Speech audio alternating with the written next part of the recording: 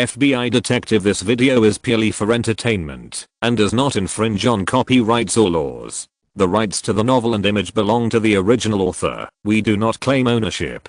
Don't like waiting and want to listen to this fanfic in full now? Subscribe to our Patreon, where you'll find the best fanfics. Chapter 526. Helric is captured, an accident occurs, and Luo An acts alone. What did you say? In an office at the FBI Washington headquarters, Trick Kennedy was holding his phone with an angry face. A minute ago, Captain Cyrus, the team responsible for arresting Helric at the villa, called him and said that they had captured the target person, Helric. Before Trick Kennedy could be happy, Captain Cyrus immediately said that they could not pry open Helric's mouth. Helric would not contact the 50 or so men on the island to stop attacking Roan and the others. Trick Kennedy spoke in a loud voice, then take Helric's phone and call his men. Sorry, sir, we have tried this method and it didn't work. Looking at Helric, who was pointed at his head by his team members with a gun and was sitting on a chair and smiling at him, Captain Cyrus said with a gloomy face, the people who went to that island are Helric's direct subordinates. Even if Helric is caught, they will not stop their actions, but are ready to capture team leader Roan and others on the island, take them hostage, and threatened us to release their boss. Asterisk asterisk asterisk. Trick Kennedy became even more angry when he heard this, and the veins on his neck bulged. He held the phone and yelled loudly, then leave a few people to guard Helric, and you take the other team members to the island to rescue people. Okay, sir. Captain Cyrus remained calm in response to Trick Kennedy's anger on the phone. After agreeing, he asked, who is the main target of the rescue? What do you mean? Trick Kennedy was stunned for a moment. Captain Cyrus ordered his men to set off quickly while explaining on the phone that there were two important targets on the island. One was team leader Roan Greenwood, and the other was the leader of the criminal group, Jasper. Captain Cyrus certainly wanted to save both of them, but anything could happen during the operation, so he had to make the worst case plan in advance. Trick Kennedy understood the subtext of Captain Cyrus' words. After a long silence, Trick Kennedy said in a deep voice, save team leader Roan Greenwood. Put him first. We must save him. Okay, sir. Captain Cyrus nodded, hung up the phone, and got on the speedboat with his men, and immediately drove towards the island. Trick Kennedy hung up Captain Cyrus's contact and immediately called Roan. Island, behind a rock above the cliff. Roan pressed the answer button on his phone. After listening to Trick Kennedy's narration, his expression remained unchanged. He pondered for a few seconds and asked, how long will it take for Captain Cyrus to reach this island? About 15 minutes. It's too late. Roan narrowed his eyes slightly. The position of Winslow and others in front of him had successfully killed more than a dozen enemies, but several team members were injured inside the position. There were more than 20 enemies left outside the position, and there were 13 enemies under his cliff. If he waited another 15 minutes, who knows what the situation would be like. After giving Roan the contact information of Captain Cyrus, Trick Kennedy took a deep breath and continued, Roan, if the situation is not favorable, you will surrender to the other side with your men. Trick Kennedy had already made the worst plan. If it didn't work, he would let Roan and others surrender and be captured, and then let Captain Cyrus use Helric to trade with the enemies in exchange for Roan and others. Roan's eyelids twitched, and he threw this suggestion out of the window. When a lion bites your head, you can't reason with it. After hanging up the phone with Trick Kennedy, Roan called Captain Cyrus. Captain Cyrus was blunt and clearly stated his rescue order. Roan emphasized several times that he asked the other party to rescue Winslow, Mona and others first, but failed. In desperation, Roan had to lie that he was at the position when describing the situation on the island. After hanging up the phone with Captain Cyrus, Roan was about to continue attacking the enemies on the cliff, but suddenly found that they began to retreat from the area. Roan frowned. If these 13 enemies moved to the position, the pressure on Winslow and others would increase instantly. They already had casualties. If the commanding heights were taken away and the defense line was broken, all their previous efforts would be in vain. Roan didn't believe that the group of enemies would treat Winslow, Mona, Chenier and Captain John well. On second thought, the 13 enemies under the cliff chose to evacuate at this time, which might be to lure out the snakes, Luo An to take the bait, kill him, and then climb the cliff to launch a sneak attack. Both possibilities are possible. Roan pondered for a moment, pressed the communicator, and told Winslow alone about the time it would take for Captain Cirrus and others to arrive, and the sudden evacuation of the enemies under the cliff. Knowing that Roan was going to go down the cliff to chase the 13 enemies and relieve the pressure on their position, Winslow looked at the increasing number of injured teammates in the position, Chineer and Mona who were unable to raise their heads due to the pressure of bullets, and the enemies in the distance, who were getting closer and closer to the position. His face was livid, and he said in a deep voice, "I understand. Well, don't tell Mona yet." Without waiting for Winslow to answer, Roan hung up the communicator, took the device from his ear, and stuffed it into his pocket. At the position, hearing the busy tone in the communicator beside his ear, Winslow let out a long breath, his eyes burning with anger, stood up, aimed at an enemy's head, and pulled the trigger. At the cliff, behind the rock, Luo An took out the pain relief potion, swiftness potion, strength potion, and feather fall potion, and drank them all, then took out 2 smoke bombs, and threw them at the cliff. The moment the smoke filled the air, he flew directly from the cliff and jumped off. In the woods below the cliff, several hidden enemies saw someone jumping off the cliff without ropes and other items, and they looked at each other in surprise. Is this suicide? It looks like it. So, our plan succeeded? It should be. Several people looked at each other and saw the confusion in each other's eyes. Their plan was the same as Luo An's previous plan, that is, pretending to evacuate this place to support the front of the position, but actually luring Luo An into the trap. Since Luo An was dead, several enemies no longer hesitated and immediately took out the communicator to tell the captain and others who were hiding in the back about the situation here, so they could start to act. It's really funny. An enemy contacted the captain, and the remaining 3 enemies gathered together with laughter. I really didn't expect that the person on the cliff would jump down directly. Indeed, I didn't expect it either. I just didn't see clearly whether the person was a man or a woman. If it was a woman, what are you still planning to asterisk? Not impossible. You are so perverted. Add me when the time comes. What if it's a man? If it's a man, it's actually possible. Hearing someone asking about the gender of a man, an enemy answered subconsciously and suddenly realized something was wrong after saying it because the voice was too strange. The 3 enemies instantly had their hair standing on end and quickly turned the muzzles of their guns to the direction where the voice came from. Swish. The next second, a dazzling white light flashed in the eyes of the 3 people, and the gunshot did not sound. The 3 people all covered their bleeding necks and lay on the ground.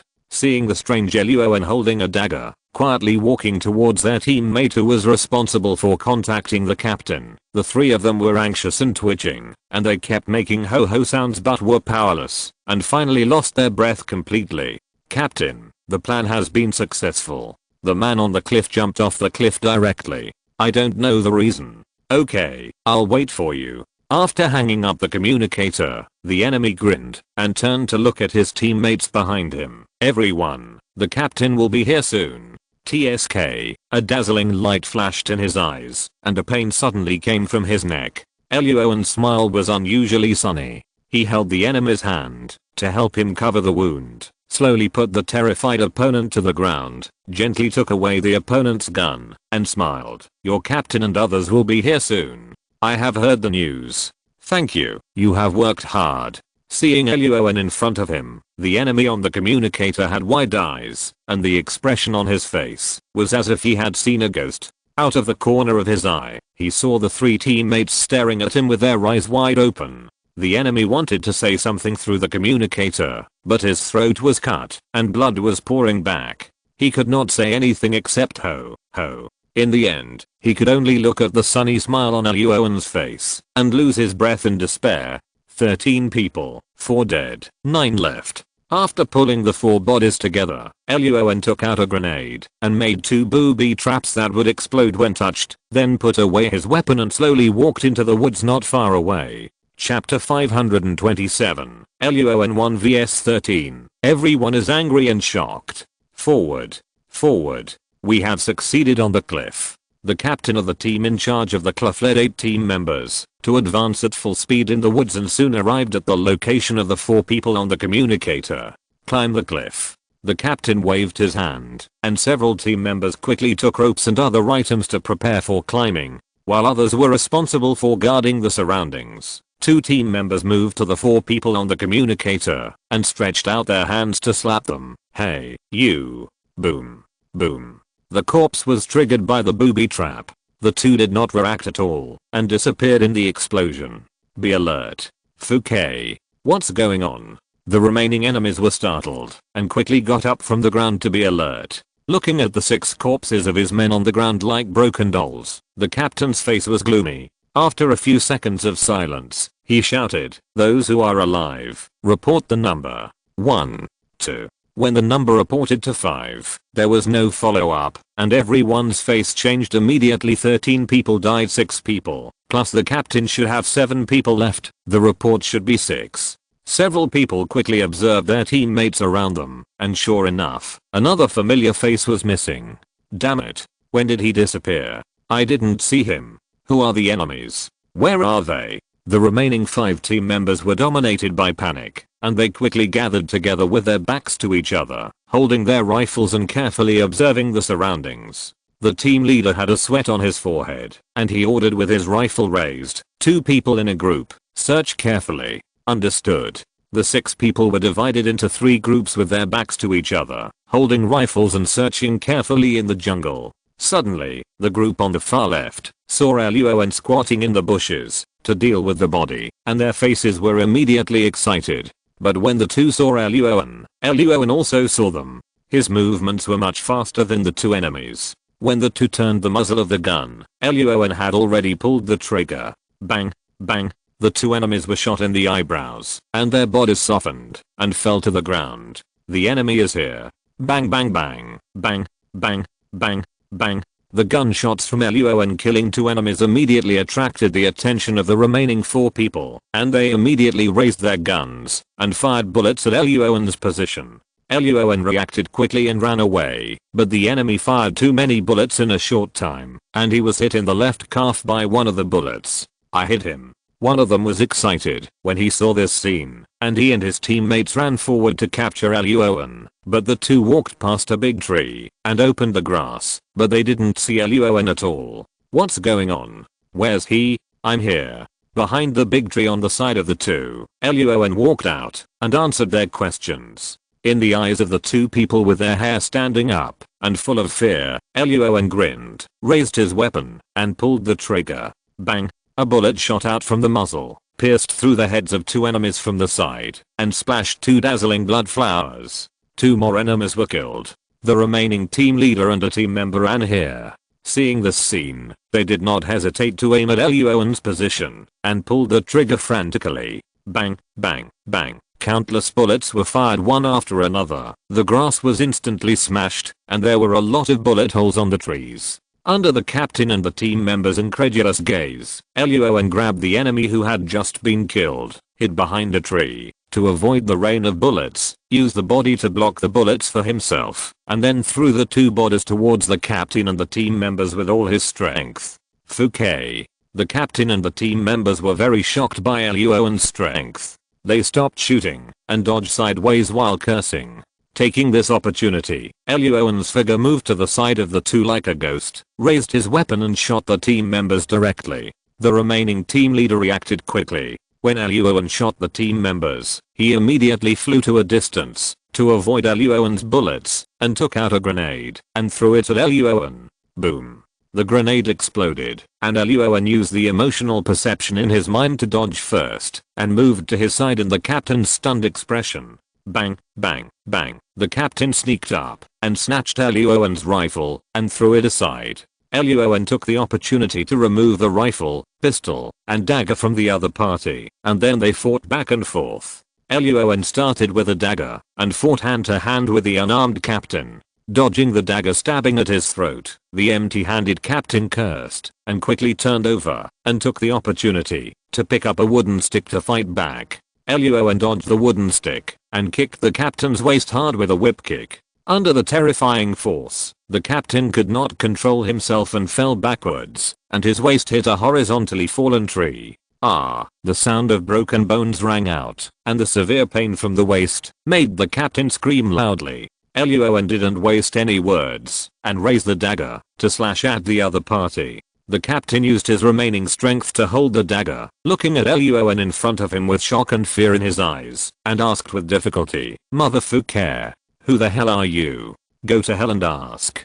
Luo An grinned, and pressed the dagger down with force. Swish, a cold light flashed, the dagger slashed, blood spurted from the neck, and a large amount of liquid came out of his mouth. The captain's body trembled violently for a moment, and he collapsed on the ground, and completely lost his breath. All the enemies were killed, and Luo An also sat on the ground, quickly lifting his clothes to treat his injuries. The effect of the painkillers was too good. Luo An knew that he must have been injured, but he had no idea where he was. He didn't want to kill all the enemies, but in the end he died here, because of bleeding from the wounds and excessive blood loss. On the other side, Captain Surus had already arrived at the island with his men. He used sneak attacks, and joined forces with Winslow, and others in the position, to attack from both inside and outside, and successfully killed more than 20 enemies outside the position. "Thank you." The people in the position were relieved immediately. Chinia hurriedly thanked Captain Surus and others. Captain Surus did not find the target person, Team Leader Roan, in the position, and hurriedly asked, "Where is Team Leader Roan?" "He is on the cliff behind." Mona let out a long breath, wiped the dust off her face, and briefly described the situation of the enemy behind. "Let's go find Team Leader Roan." Captain Surus was about to go to the cliff, but Winslow on the side suddenly reached out and grabbed him, saying in a deep voice, "Team Leader Roan is not on the cliff." After the voice fell, Mona, Chinia, Captain John and others all turned around to look at him. Captain Surus frowned. "What do you mean?" Winslow took a deep breath and briefly described the plan and orders that Roan had described before. After listening to Winslow's description, the whole audience instantly became extremely silent. Captain John and his team members stood there in disbelief.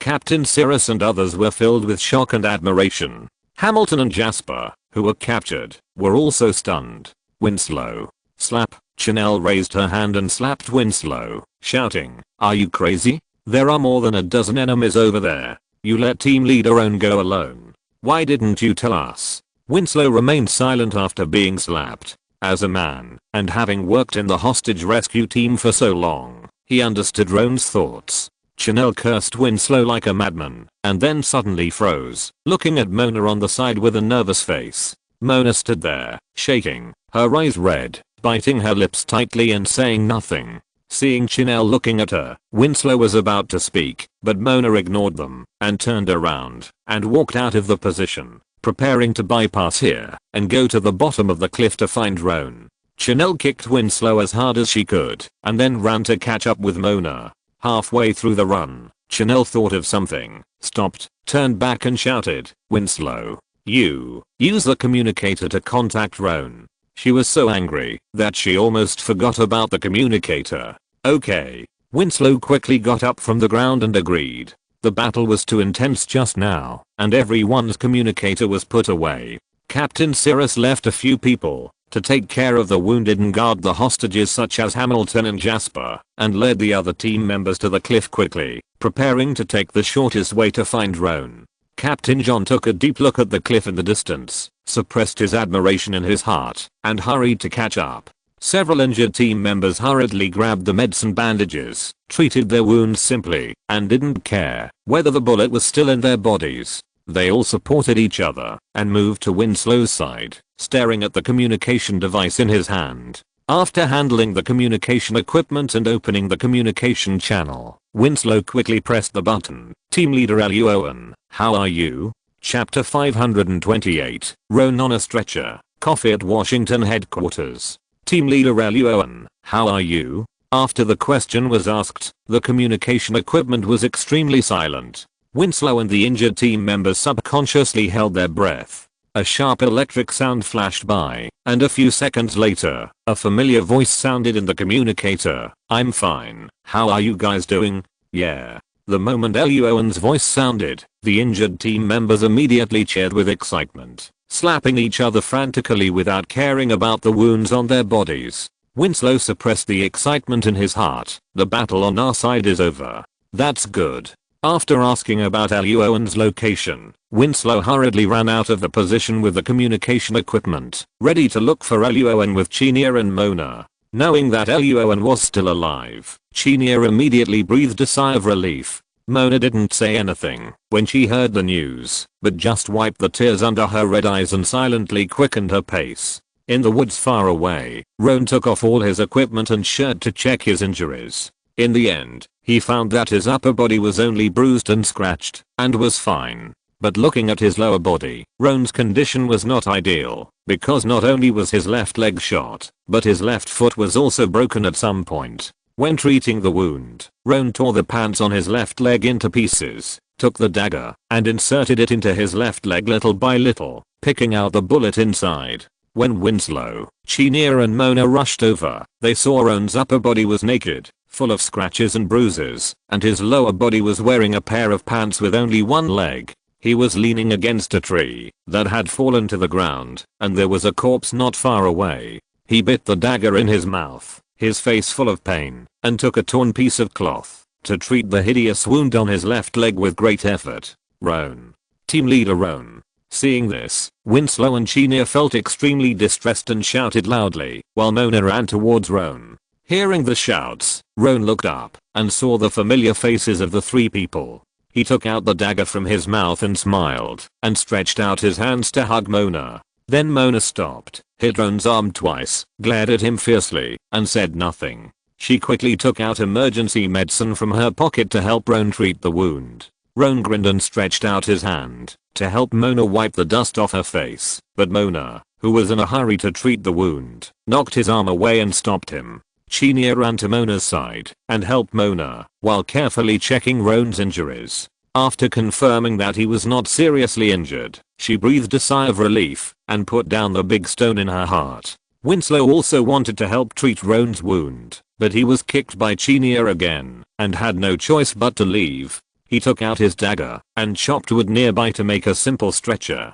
While dealing with the wood, Winslow checked the bodies around him just in case. Even though he was mentally prepared for Roan's strength, he was shocked to see the deaths of more than a dozen enemies and to think that they were all killed by Roan alone. Not long after, Captain John and others also arrived in this area from the cliff. Seeing that Roan was still alive and his injuries were not particularly serious, Captain Cyrus's tension suddenly eased. The team members behind him looked at Roan with admiration. The team members not only saw the bodies along the way, but also saw from the traces of battle on the ground, how Roan successfully killed enemies that were several times his number by himself. They were all frontline combat personnel. They had just fought with the enemies and naturally knew the difficulty of such a thing. While they were shocked, they couldn't help but admire Luo An, the leader of the special investigation team, who sounded like he was sitting in an office. Captain John, who was standing next to him, was now convinced by Luo An and helped to lift Luo An onto the temporary stretcher made by Winslow.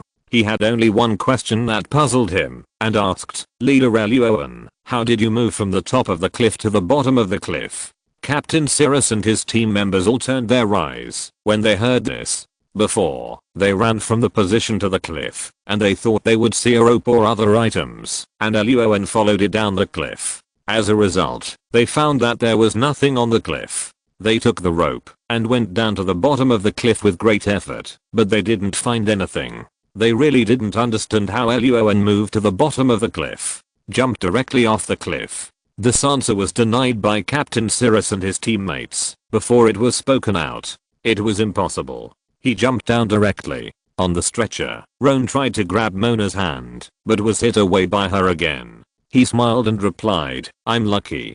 Hearing Roan's answer, the first thought in everyone's mind was impossible, but they did not find any items at the scene. No matter how impossible this answer was, it was the only answer. Looking at Roan, who was hit lightly by Mona on the stretcher and had no choice but to lie down, Captain Cyrus, the team members, and Captain John were dumbfounded, and their scalps tingled. Mona bit her lips tightly. Chinya breathed heavily, was silent for a few seconds, and slapped Winslow hard again. Winslow. More than 2 hours later, Captain Cyrus led his men to deal with the bodies, escorted Hamilton, Jasper and other captives, and escorted Roan and others off the island. Arriving at the beach villa, Roan and others finally met Helric. "Good afternoon, Mr. Helric." Sitting in a wheelchair, Roan was slowly pushed forward by Mona. Seeing Helric being guarded by several rifles, Roan showed a sunny smile from the heart. "You didn't expect it. Your men failed in their mission, and we accidentally left the island alive." Helric, who was sitting on the sofa, breathed heavily. After a moment of silence, he asked, "Your voice sounds familiar. Are you the cousin of the snakehead?" Roan smiled and nodded. Helric sneered. Just when he was about to say something, the door of the room was suddenly opened, and two men rushed in. "Helric, you are a bastard raised by your cousin. I ****. The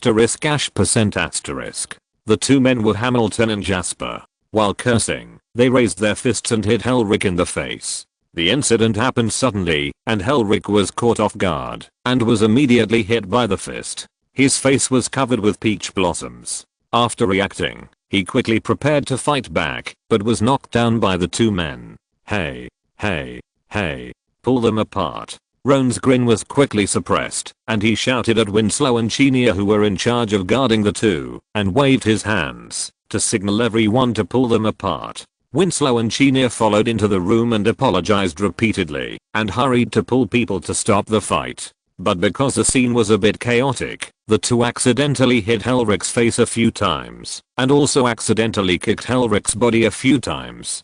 "Helric." Mona raised her eyebrows slightly, pushed Roan out of the room silently. Roan pondered for a few seconds, took out his mobile phone from his pocket, found a contact and called. At the same time, at the other end of the corridor, Captain Cirrus chose to ignore the noise from Roan's side. He was holding a mobile phone and talking to Trick Kennedy, an officer at the FBI Washington headquarters. A middle-aged white man with gold-rimmed glasses, black pupils, a slightly bald head, and an obese body, holding a document, shouted, "Trick, what are you doing here recently? You have violated many regulations, do you know that?"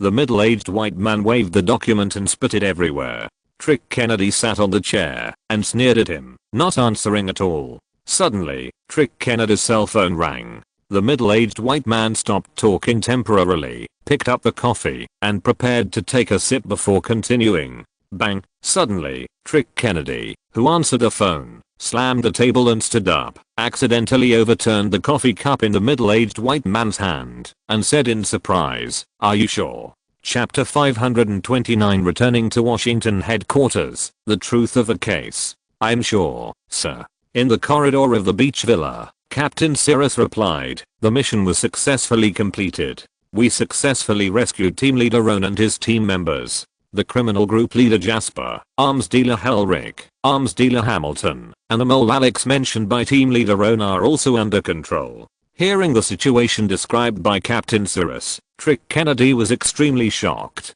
It was not until Captain Cirrus asked for the next instructions that Trick Kennedy took several deep breaths and suppressed the excitement in his heart. He said in a deep voice, "I will send a plane to pick you up. Make sure everyone returns to the Washington headquarters smoothly." Understood. In the headquarters office, when Trick Kennedy hung up the phone, the middle-aged white man who had spilled a lot of coffee on him was furious and was about to slam the table. Bang! The next second, a more deafening knock on the table sounded, startling the middle-aged white man.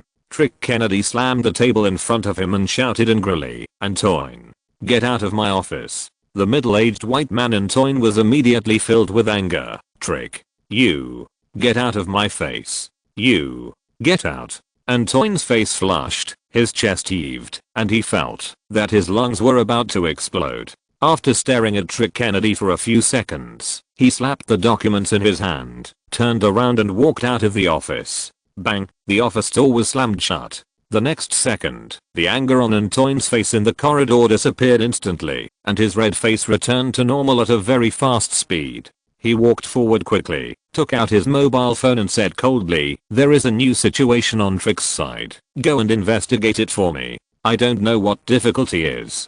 If you can't find out, you don't have to come back." At the same time, in the office, Trick Kennedy quickly put away the anger on his face, pressed the landline, and asked someone to come in. to deal with the coffee on the ground, then took out his flip phone and called Mr. Clement in the White House. "Good afternoon, sir. I have good news." 6 hours later, the sun went down, and Roan and his party took a luxurious private plane from Nassau, the capital of the Bahamas, to Washington, the capital of the federal government. Roan, who was riding this kind of plane for the first time, narrowed his eyes slightly and had a deeper understanding of Trick Kennedy's ability. The private plane landed slowly. Captain Cyrus and others got off the plane first, and Mona pushed Roan in a wheelchair to walk out of the cabin last. As soon as the two walked down the stairs, they saw Mr. Clement and Trick Kennedy and others standing and waiting under the light not far away, as well as Captain Cyrus and his team members with stunned faces. Winslow and Chenia were also a little surprised. Mona's expression remained unchanged, pushing Roan forward slowly. Roan's eyes flashed with a trace of thought, but a smile appeared on his face. "Good evening, sir." "Good evening. Thank you for your hard work." Mr. Clement had a kind smile on his face and stretched out his hand to shake Roan's hand. Trick Kennedy was a little more direct. He smiled so hard that his eyes could hardly open. After a simple handshake and a few words with Roan, he directly replaced Mona and began to push Roan's wheelchair forward. Captain Cyrus and others were shocked by the scene. They all knew Trick Kennedy's identity, but it was the first time they saw Trick Kennedy treat someone so intimately. Soon, the leader of the criminal group, Jasper, the arms dealer Helrick, the arms dealer Hamilton, the insider Alex and others were taken away directly by Mr. Clement's men. Captain Cyrus and his team finished their mission and turned to leave. Winslow, Mona, and Chenia got into a driver's FBI standard SUV, while Roan was pushed by Trick Kennedy and got into an extended car with him and Mr. Clement. "I heard you were injured, so I called a car temporarily." The car moved slowly forward. Trick Kennedy opened a bottle of Coke and handed it to Roan, then asked with a curious smile, "Roan, can you describe the battle on the island in detail?" Roan took the Coke and had been turning on emotional perception since he got off the plane. He was sure that Trick Kennedy had no ill intentions and even had a high degree of favorability towards him. But Roan looked at Mr. Clement on the side, only to see that Mr. Clement took out a few pills and swallowed them. "I'm old, so my blood pressure is a little high. This is vitamin C." Mr. Clement laughed, pointed at Trick Kennedy, and explained, when Trick was a kid, he wanted to be a detective and go to the battlefield, but he couldn't do these things, so he was very curious about these things.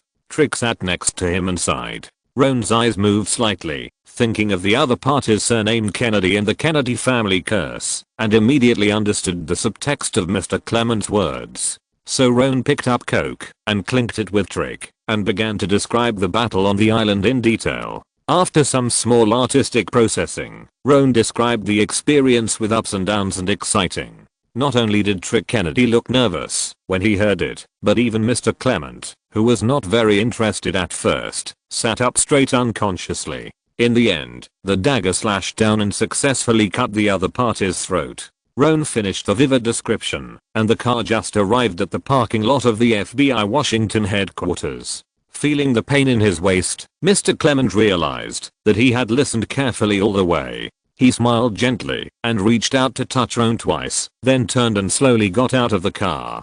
Trick clenched his fists. He put himself into Roan's role. He was so excited after listening to the whole story that he wanted to raise his head and shout a few times. But the situation was not appropriate now, so Trick patted Roan's shoulder hard, gently, pushed the wheelchair out of the car, and whispered to Roan to visit him this weekend. "I will definitely go." Feeling that Trick's favorability towards him had increased to a higher level, Roan smiled and agreed. In the shocked or surprised eyes of the passing agents, Roan in the wheelchair was pushed by Trick into Mr. Clement's office, followed by Winslow, Mona and Chenia. "I should have let you rest tonight, but things are urgent. I'm really sorry." The secretary poured some tea for the few people, closed the door and left.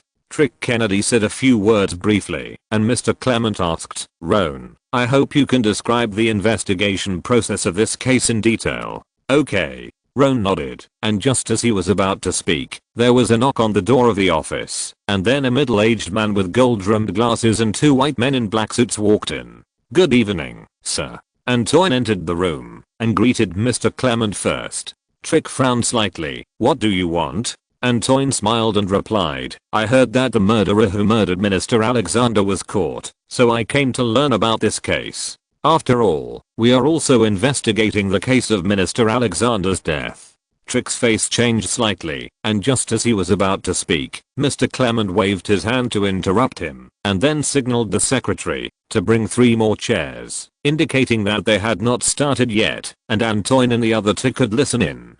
Thank you, sir. Antoine smiled and nodded to Mr. Clement. Then, in Trick's ugly expression, he walked up to Roan and stretched out his hand, saying with a smile, You must be Roan Greenwood, the leader of the Special Investigations Group. Hello, I'm Antoine, the director of the Office of Professional Responsibility. Antoine's smile was very sincere, but in Roan's emotional perception, the other party's true attitude was actually very unhappy. Roan's expression did not change, and he stretched out his hand with a smile on his face and shook hands with the other party. Hello, sir. Come to my place to chat, if you have the chance. In Trick's deadly cold gaze, Antoine and Roan exchanged a few simple pleasantries, and then sat on the chair next to them. The secretary turned and left the office. Mr. Clement knocked on the table gently. Roan, it's time to start. Roan asked Mona, Winslow and Chenia to turn over the whiteboard not far away, and then pasted the photos of Minister Alexander, the crime group leader Jasper, the arms dealer Hamilton, the insider Alex, the arms dealer Helrick, and Ivan, a member of the Chicago Special Investigation Team, on the whiteboard one by one. After the preparations were completed, facing the eyes of everyone, Roan smiled slightly, while sitting in a wheelchair. Everyone, this case has been full of surprises from beginning to end. Everyone thought they had everything under control, but in fact no one had ever understood the overall information. Chapter 530 You hide it from me, I hide it from you. The truth of the case. Before returning to the Washington headquarters, our special investigation team has completed the interrogation of all the people involved in the case. So, let's start with Minister Alexander. Luo An moved his wheelchair, tapped the photo of Minister Alexander gently, and said, Minister Alexander sent the Chicago Special Investigation Team and 3 agents from the FBI headquarters to the port where the crime occurred. He has 3 goals. First, use the leader of the criminal group Jasper to catch the arms dealer Hamilton. Second, there is a high-level insider in the Washington headquarters, and his subordinates are grassroots insiders. He plans to use this action to find out and confirm the identity of the high-level insider. Third, seize the key evidence of the high-level insider. Insider? X5 After the voice fell, Mr. Clement's expression did not change. Trick Kennedy's eyes moved. Antoine and his 2 men looked at each other and asked, So, team leader Luo An, have you found out who the high-level insider is? Not yet. Luo An spread his hands, indicating that he didn't know much about the Washington headquarters, and then said, But after I finish my narration, I believe that you will be able to find out the other party's identity. Good. Mr. Clement nodded with satisfaction. Go on. Luo An picked up the whiteboard marker and continued. Minister Alexander's plan is this. First, on the surface, let the Chicago investigation team take the criminal group leader Jasper to the dock to do a deal, and take the opportunity to capture the arms dealer Hamilton. Second, before this operation, Minister Alexander had already identified the grassroots mole, and it was most likely among the 3 agents he sent from the FBI headquarters, but he had not yet determined which one it was. So Minister Alexander gave the task of finding the identity of the grassroots mole to the head of the Chicago Special Investigation Team. The entire dock operation is a hook. A hook to seduce the grassroots mole, find a way to let the criminal group leader Jasper go, and then let the head of the Chicago Special Investigation Team observe and catch the grassroots mole. Mr. Clement picked up the coffee and took a sip. He had seen too many similar operations and did not feel it was too strange. Trick Kennedy took out a notebook and began to record. Antoine and the other 2 beside him discussed in a low voice for a few seconds and asked, Team leader Roan, what's next? Next, let's focus on the leader of the criminal group, Jasper. Roan moved his wheelchair, pointed the whiteboard pen at Jasper's photo, and said, the leader of the criminal group, Jasper, was captured by the headquarters some time ago and later came into the hands of Minister Alexander. Trick Kennedy heard this, looked at Antoine and the other 2 beside him calmly, and sneered. Roan continued, according to the interrogation, we learned that Jasper was caught by Minister Alexander at the time, so he had to agree to Minister Alexander's request to go to the dock to trade with the arms dealer Hamilton. Jasper naturally had his own ideas, such as escaping and leaving the Federation, but he was imprisoned at the time and couldn't do anything. At this time, the grassroots insider appeared. Hearing this, Trick Kennedy's attention was immediately focused, and Antoine and the other two's eyes widened slightly. Luo An knocked on the whiteboard. There is a grassroots insider who, according to the instructions of the senior insider, used some means to contact Jasper. The senior insider said that he could help Jasper escape, but in exchange, Jasper had to find a way to let the senior insider's men catch the arms dealer Hamilton. Trick Kennedy looked solemn and narrowed his eyes. Antoine and the other two looked at each other and saw the strange colors in each other's eyes. It was not difficult to understand what Luo An meant. The senior insider planned to make a deal with Jasper, let Jasper betray the arms dealer, and then catch the arms dealer himself and get the big credit. Even thinking more deeply, the senior insider probably didn't intend to really let Jasper go, but planned to use Jasper later and then catch him back. In order to prevent this matter from being exposed, the senior insider's men will most likely kill Jasper later. This kind of thing is treacherous and untrustworthy, which is very disgusting. But the people present were not too excited. They were all from the Washington headquarters, and they had seen a lot of such things. Luo An went on to say, so, we can know that the high-level insider also has 3 plans and ideas. First, let his subordinates, the grassroots insiders, take action and release Jasper through some means, causing Minister Alexander's mission to fail. Second, make a deal with Jasper and use him to catch the arms dealer Hamilton. Third, clean up the mess by yourself and catch Jasper and Hamilton. Not only can you get great credit, but you can also step on Minister Alexander who failed the operation and let Jasper run away. And the air in the office was silent for a long time.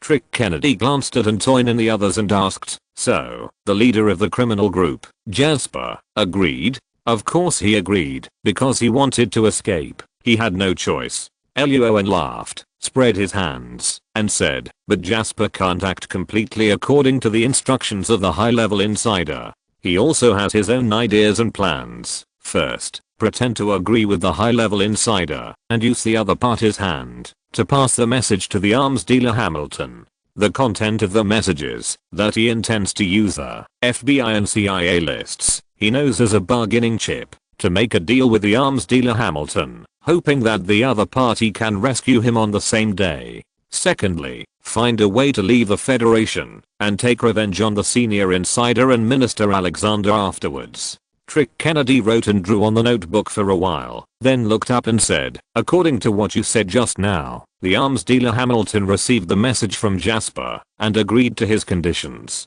That day at the dock, the arms dealer Hamilton was openly making a deal with the Chicago Special Investigation Team. The actual purpose was to rescue Jasper and then ask Jasper for the CIA list that the FBI has. That's right. Luo An nodded and then added, in addition, the arms dealer Hamilton also planned to kill Jasper after getting the list. After all, the less people know about the list, the more precious it is, isn't it? Luo An paused here. The air in the office was very quiet, and everyone was thinking and sorting out the information they had just heard. Minister Alexander's goal is to use the dock operation to catch the arms dealer and find out the grassroots and high-level insiders. The goal of the high-level insider is to sabotage Minister Alexander's action, catch the arms dealer and Jasper, and step on Minister Alexander to climb up.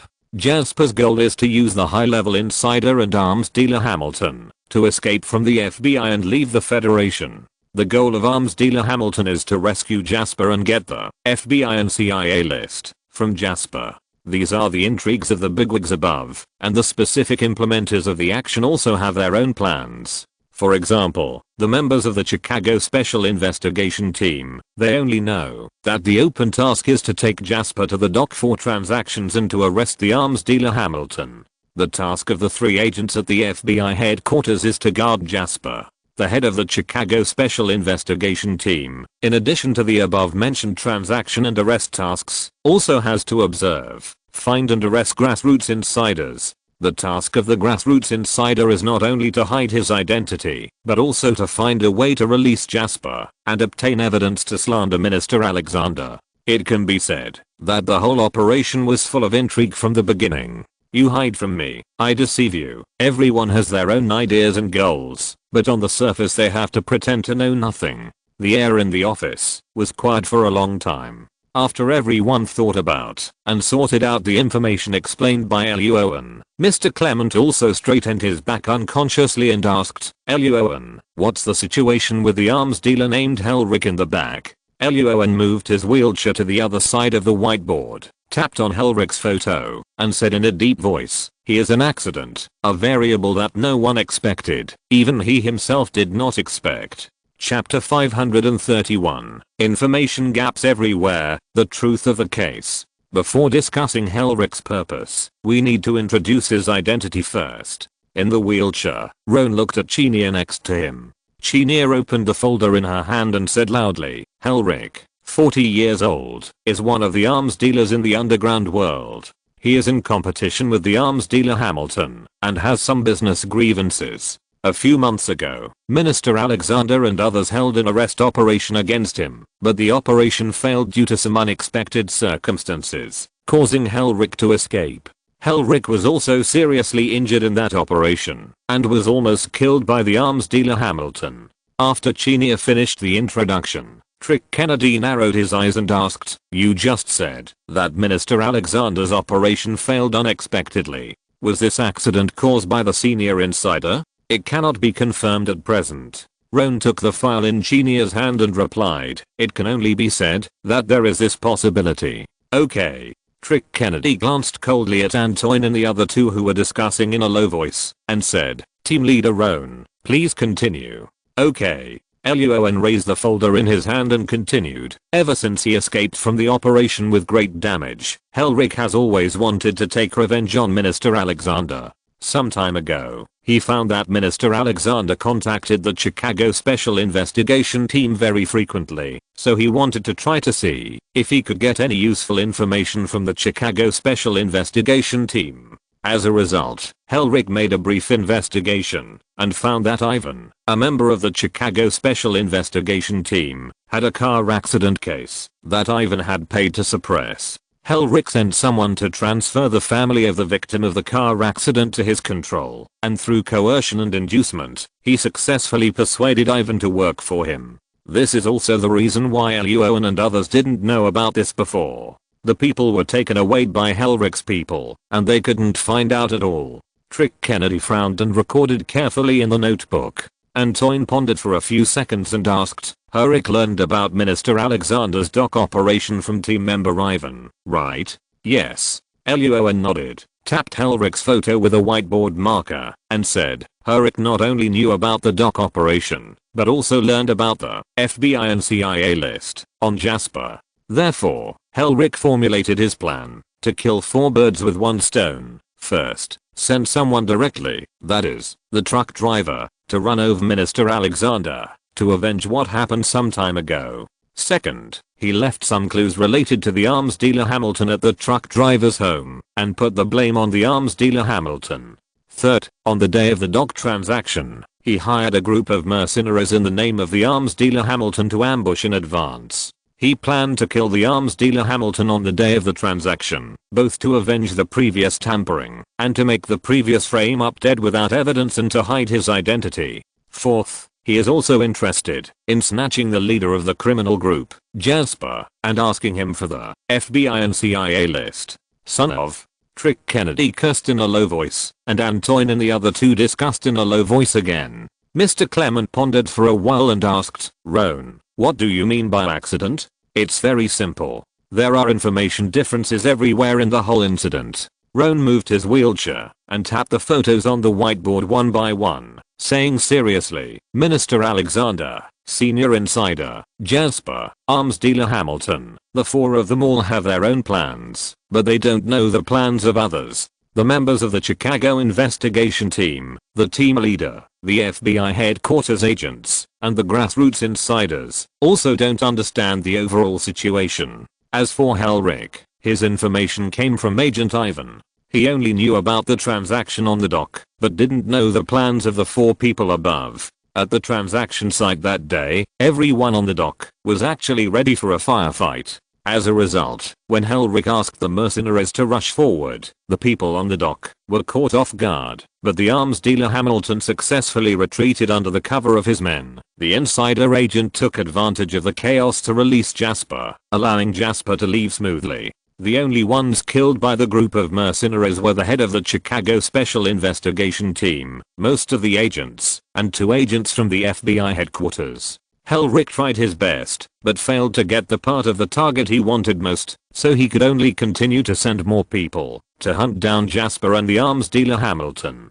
The reason why the bald man and others in front chased Donita and Norberto in Chicago was because of this reason. They wanted to get clues about the arms dealer Hamilton and Jasper from the 2. After hearing this, Trick Kennedy's eyes widened. The 2 men in suits beside Antoine looked at each other. Mr. Clement smiled with approval in his eyes. Antoine was surprised and pondered for a few seconds, then asked, "Captain Luo An, we have learned the cause and effect of the dock operation. Can you tell me how you investigated this case?" Of course, our special investigation team also took advantage of the information gap between all parties. Luo An put away the whiteboard pen, opened the folder in his hand, looked around at everyone in the room, and smiled. First of all, although Team Ivan is an insider, he also has his own plan. He pretended to be dead on the dock without telling the arms dealer Helric, and planned to take his wife away from the Federation. Our special investigation team used this to find the dock where the crime occurred.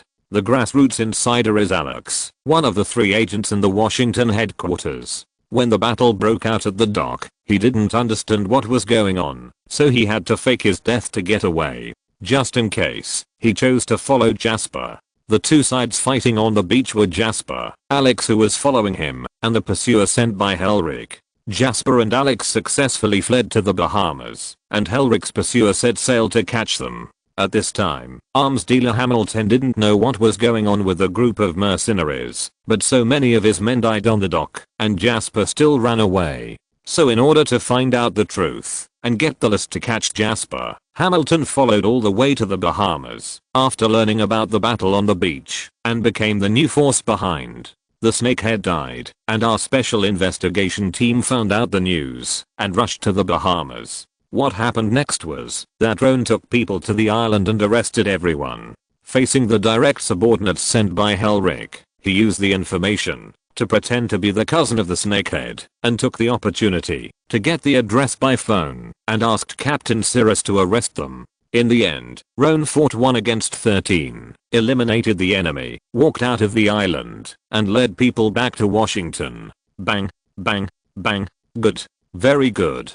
After Roan finished his narration, Mr. Clement was delighted and full of appreciation. He reached out and tapped him twice from a distance, then praised him loudly and clapped his hands. Trick Kennedy, who was concentrating on listening to Roan's description, was excited. He reacted when he heard the applause and immediately stood up and clapped loudly for Roan with a smile on his face. Antoine had a complicated expression and also left his chair to applaud Roan. Although the 2 men in black suits beside him were full of dissatisfaction in their hearts, they were still amazed at Roan's case-solving process and raised their hands to applaud him. Chenier and Winslow next to them had shining eyes, and Mona had a blank expression on her face, but her hands, which were tightly twisted behind her, slowly loosened in the applause. Outside the room, the secretary heard the applause in the office for a long time, and showed a hint of surprise, and then a gleam of light flashed in his eyes. He must have a good relationship with team leader Roan in the future.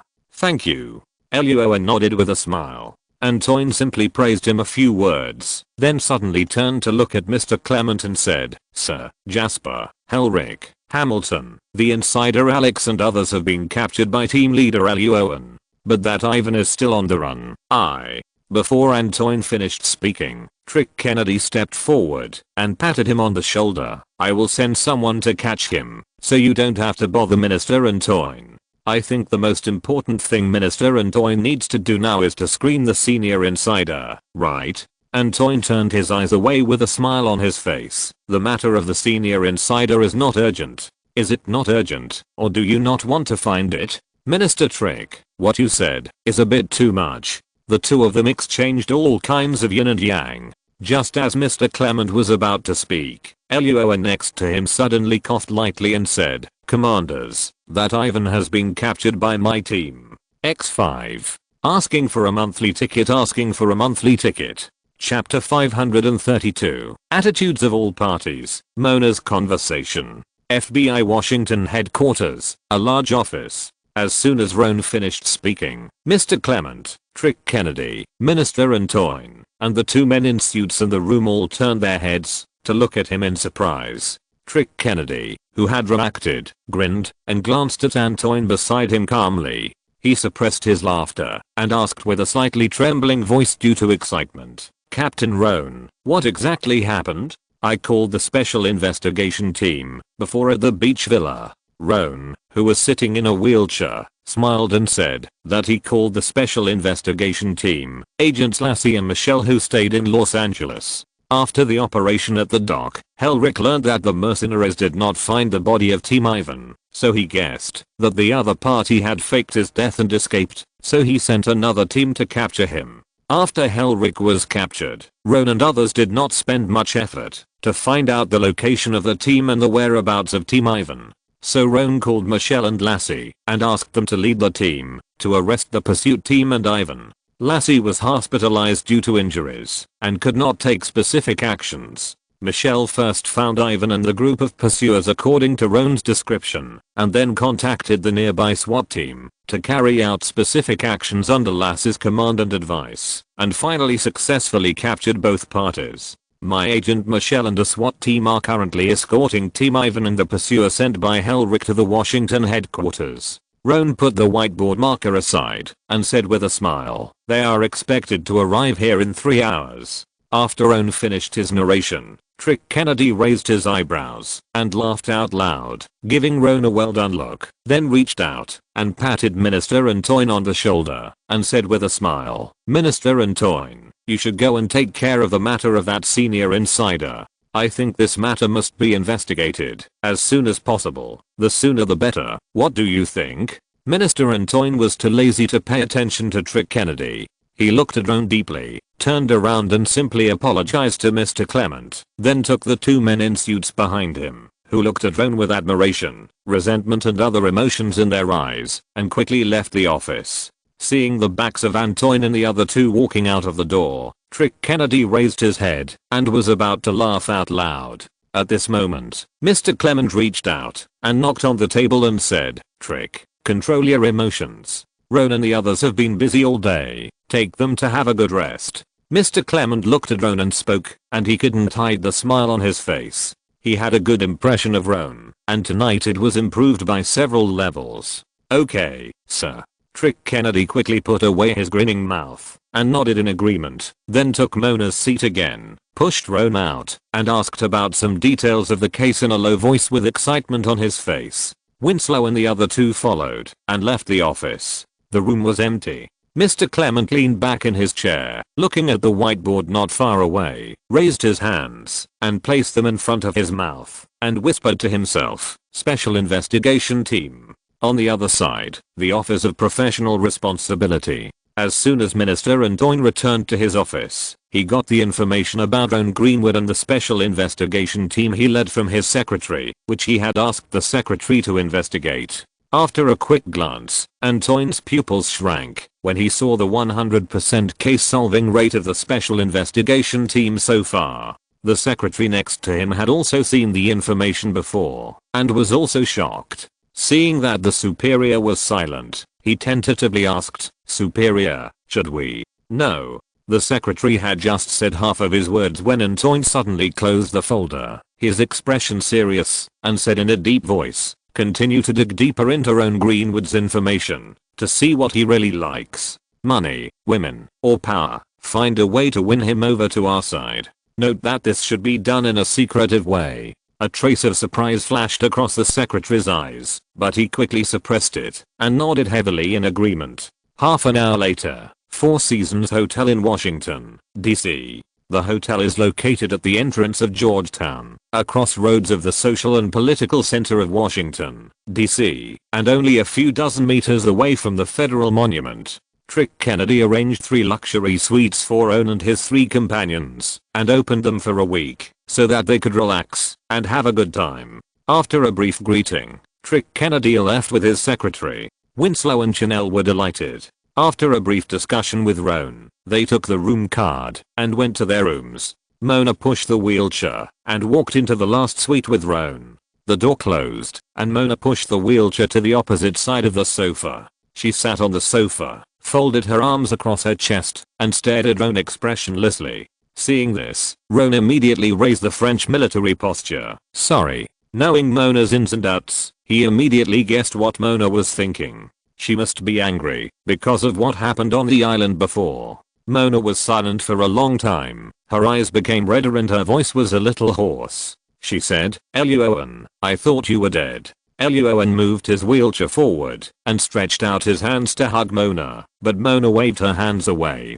She continued, when I heard Winslow say that you went to face the enemy behind the cliff alone, I had only one idea, which was to find your body, kill those prisoners, and finally shoot myself. Luo An could feel that what Mona said was her true thoughts. Luo An didn't know what to say, so he had to use a little force to press down the other's struggling arms, hugged Mona tightly in his arms, kissed her cheek lightly, and whispered in Mona's ear, sorry, I made you worry. After struggling hard for a few times, and finding that she couldn't break free, Mona gave up struggling, then raised her hands to hug Luo An's waist from behind, sobbing softly and repeating, Luo An, I thought you were dead. Luo An did not answer, but stood up, hugged Mona's cheek, and lowered his head to kiss her. Mona's reaction was very intense. She held Luo An's head tightly with both hands, and did not let go. During the kiss, she even began to bite Luo An's lips. After a long kiss that almost suffocated her, Mona pushed Luo An's head away, licked the blood at the corner of her mouth with her tongue, and suddenly said, Luo An, let's have a child. Hearing this, Luo An immediately ignored the pain of the wound on his lips. Without waiting for him to speak, Mona immediately added, we don't want to get married, we just want a child. Luo An was silent for a moment. He remembered that Mona's parents had been separated for many years, and Mona, who grew up in a single-parent family, was afraid of marriage. But, without waiting for Luo An to answer, Mona started to move directly. Luo An subconsciously dodged. Mona, my injury is not yet. It's okay, your injury is in the calf, I will be careful, believe me. Mona skillfully removed Luo An's defense measures, then hugged Luo An's head, and kissed him hard. Luo An. The next day, 10 o'clock in the morning, Luo An slowly opened his eyes and looked at Mona, who had slept with something under her butt all night. He sighed with a twitch of his mouth. Mona's movements last night were not as fierce as before, but rather quite gentle, and there was no difference between the two. Luo An did not feel any pain in the wound on his left leg, but after lying down all night, he only felt a little pain in his waist. After getting up and moving to the bathroom to take care of his personal hygiene, Luo An opened the system page in his mind. As expected, the system's evaluation of him this time was excellent, and he accumulated 10 treasure chests at one time.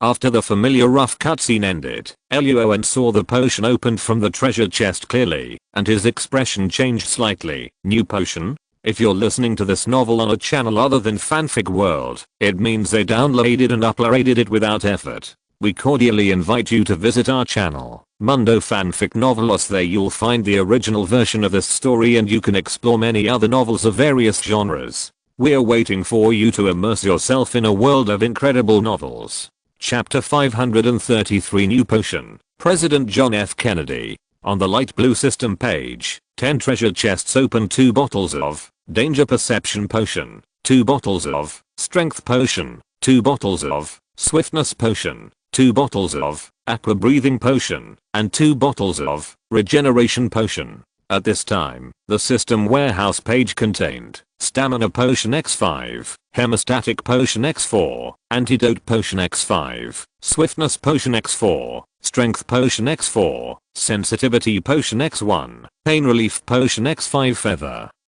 Fall Potion X3, Sleep Potion X1, Aqua Breathing Potion X3, Regeneration Potion X2, Danger Perception Potion X2. Getting the Danger Perception Potion that he had been dreaming about, and 2 bottles of it, was a very happy thing, but Luo's eyes were not on them. Instead, he looked at the newly appeared Regeneration Potion. The efficacy of this new potion is not difficult to guess.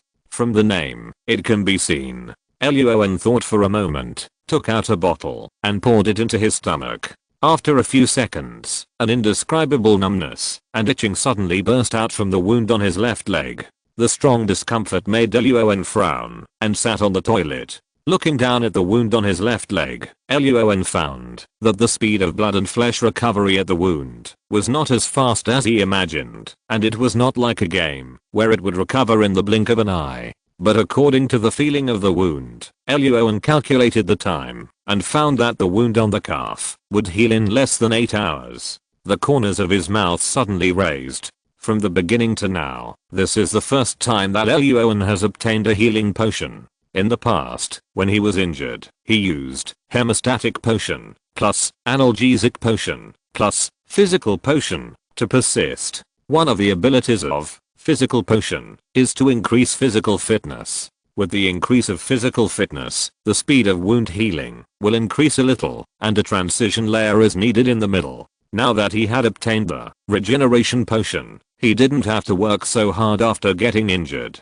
He could use the hemostatic potion to stop the bleeding first, and then use the regeneration potion to treat the wound. Moreover, the word regeneration also made Luo think of some other things. Luo, hearing Mona's shout in the room, Luo temporarily suppressed the thoughts in his mind, covered up the wound on his left leg, walked out of the bathroom and asked, "What's wrong?" "Nothing." Mona pulled the pillow under her butt and threw it aside, turned sideways to look at Luo. Her pretty face slightly flushed, and smiled. "I'm just a little worried that someone will run away quietly." Luo immediately rolled his eyes and slowly moved to the big bed. "I'm not a black man." Mona raised her hand and hit Luo's arm. "Wow, you dare to discriminate against races." Luo lowered his head and kissed Mona's face, then looked up and asked, "Let's not talk about this. What do you want to eat?" "I'll call the waiter to send it over." "Milk, lean meat, broccoli, apples, goose liver." Mona tilted her head and thought for a while, then added, "Ask the waiter to buy some folic acid tablets and send them over. Remember to tip. These are all foods that should be eaten during pregnancy preparation." Luo looked at Mona speechlessly, and Mona looked away unconsciously. "Why are you looking at me like that?" "Mona, tell me the truth. How long have you had the idea of having a child?" "Just yesterday." A little bit before yesterday." "How much is a little bit?" "When you were injured for the first time, after we lived together." "That was a long time ago." Luo was silent for a while, then reached out and gently rubbed Mona's belly. Mona raised her head and kissed Luo's cheek, whispering, "I love you, Luo. Promise me that you won't risk your life again, okay?" "Mona. Last night's amount may not be enough. I'll give you some more." "No." I object. "You must not be hungry if you didn't move last night, and I've been busy for so long, and now I'm hungry." "Objection is invalid." An hour later, Luo failed to move due to his leg injury. He and Mona sorted out their clothes and began to taste the breakfast brought by the waiter at around 12 o'clock. Winslow and Chanel had sent messages to Ron in the morning. They went out to have fun or go shopping. Michelle arrived at the Washington headquarters at about 5 in the morning. After handing over the person, Trick Kennedy also opened a luxury suite for her, which was next to Chanel's room. Lass's recovery was also good. The doctor in Los Angeles said that she was expected to leave the hospital in another week. Ron heard the news on the phone and automatically extended the time by 1 week. Because the premise for Lassie to leave the hospital in a week was that she would not have any trouble with a female nurse during this period. And the possibility of Lassie not having trouble was almost zero. A few days of relaxation passed by in a flash, and it was Saturday night of the second week. Winslow and Chanel went out to have fun as before. One went to the bar and the other went to the gym. Michelle used to work at the FBI headquarters and had some acquaintances in Washington, D.C. Tonight, she was invited by a girl to go to her house for dinner. Roan and Mona each changed into formal attire tonight, and at Trick Kennedy's invitation, they went to each other's house for a dinner party. In front of a luxurious villa, Roan and Mona got out of the car and shook hands with Trick Kennedy. Good evening. Roan's leg injury had healed, but in order to hide his identity, he still leaned on a medical cane. Trick Kennedy smiled and shook hands with Roan, then pointed to a woman next to him who had short blonde hair and a face that was not particularly beautiful, but looked very luxurious, and said, "Good evening, this is my wife, Michelle Kennedy. It is a federal tradition for women to take their husband's surname after marriage." Roan's expression did not change, and he shook hands with Trick Kennedy's wife. "Good evening, Ms. Michelle. Good evening, Mr. Greenwood. This is Mona." Roan briefly introduced Mona's identity, and Michelle smiled and took the gifts handed over by the two. After a few simple greetings, the few people walked into the villa together. This villa is not a family asset of the Kennedy family, but a house that Trick Kennedy bought with his own money after getting married. Only he, his wife, and some servants live in it. The four chatted for a while, and Mona was taken away by the villa's hostess, Michelle, to discuss some topics between women in the distance. Roan was pulled by Trick Kennedy to his study on the second floor. This study is very large, and its area is almost equal to the total area of Roan's office area in the Los Angeles Special Investigation Team. The decoration is simple and elegant. Behind the desk, there is a huge bookshelf filled with various books and documents.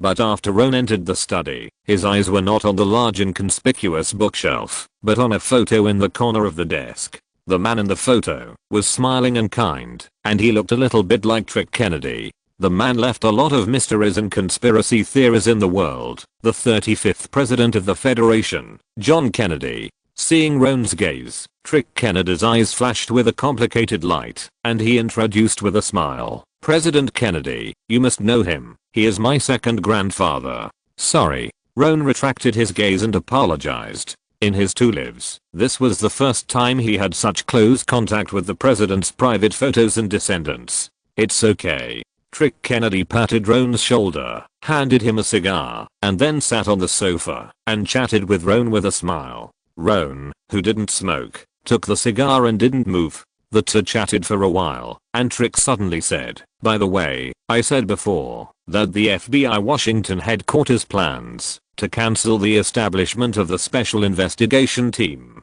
Do you remember this?" "Of course." Roan nodded. He had never forgotten this. "I have bad news to tell you." Trick took a deep puff of the cigar, and he said in a deep voice in the smoke, "This matter has been determined and cannot be changed." Dang. Dang. Dang. Just then, there was a knock on the study door.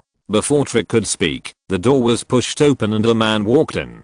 Chapter 534 Special Investigation Team Number 13 Investigation Team. A luxury villa, study. The door of the study was pushed open without the owner's permission, which was a very rude thing. But Trick Kennedy seemed to have gotten used to it. The moment the door was pushed open, his first reaction was not to get angry, but to quickly put out the cigar in his hand. The white man who entered the room was wearing a black suit with slight stripes. His hair was half black and half white, combed back, and he was about 50 years old. Seeing the smoke-filled study and Trick Kennedy busy putting out his cigar, the old white man snorted coldly, then stretched out his hand to Roan with a serious face. "You must be Roan. I'm Trick's father." Roan's eyes flashed with a gleam of light, and he stood up and stretched out his hand to shake hands with the other party. Before being invited to this villa tonight, Roan had asked Mona to check Trick Kennedy's family relationship briefly, so he knew some information about Trick Kennedy's father. Robert Kennedy Jr., the nephew of former US President John F. Kennedy, is a fourth-generation politician in the Kennedy family. "Hello, Mr. Kennedy." Roan smiled and exchanged a few simple words with the other party. "Nice to meet you. Please sit down." Robert Kennedy Jr.'s face was very serious. He waved his hand to signal Roan to sit on the sofa with him. He ignored Trick Kennedy and said, "I heard about Team Leader Roan's experience in solving cases. It's amazing. Among the young people I know, it's very rare to find someone as good as you." "Thank you." Roan was not modest. He followed the federal tradition and nodded and agreed. Robert Kennedy Jr. saw this, and a hint of approval flashed in his eyes. After a few simple chats, he shifted the topic to the federal political parties. What do you think of the Republicans and the Democrats? One is an arms dealer and the other is a tobacco dealer. Rohn said, a federal teasing name for the two parties, spread his hands, and said, I work for the FBI. The FBI is loyal to the federal government, and has no party stance. Rohn has never been interested in the various federal parties. It just so happens that the FBI also has such a rule, so he took the opportunity to answer the other party's question. Good. Hearing Rohn's answer, a strange color flashed across Robert Kennedy's face, but it quickly disappeared, and he continued to talk to Rohn about other issues. Rohn, who was observant, saw the change in the other party's expression for a moment, but he remained calm and pretended nothing had happened, and continued to discuss various federal topics with him. After chatting for a while, Robert Kennedy said that he still had things to do, stood up and shook hands with Rohn again, walked aside to communicate with Trick Kennedy briefly in a low voice, and left the study. Originally the host, Trick Kennedy became a spectator. He had been sitting next to him, and had hardly spoken. He stood by the window of the study, and confirmed that his father had really left by car. He was relieved and restored his smile. He said self-deprecatingly, my father looks scary, doesn't he? Luo An smiled and didn't answer. He picked up the lighter and cigar on the table and asked, continue? Of course. Trick Kennedy took the cigar handed by Luo An, then found a bottle of wine from behind the bookcase next to him, and said with a smile, add a bottle of rum this time. He took the goblet, and tasted the strong rum. The spicy and stimulating taste filled his lips and teeth, and Luo An's eyes lit up immediately. Trick took a sip of wine and a sip of cigar, took a few deep breaths, and relaxed a lot. Where were we talking about before? Oh, it was about the staffing issue. The air in the study was quiet for a moment.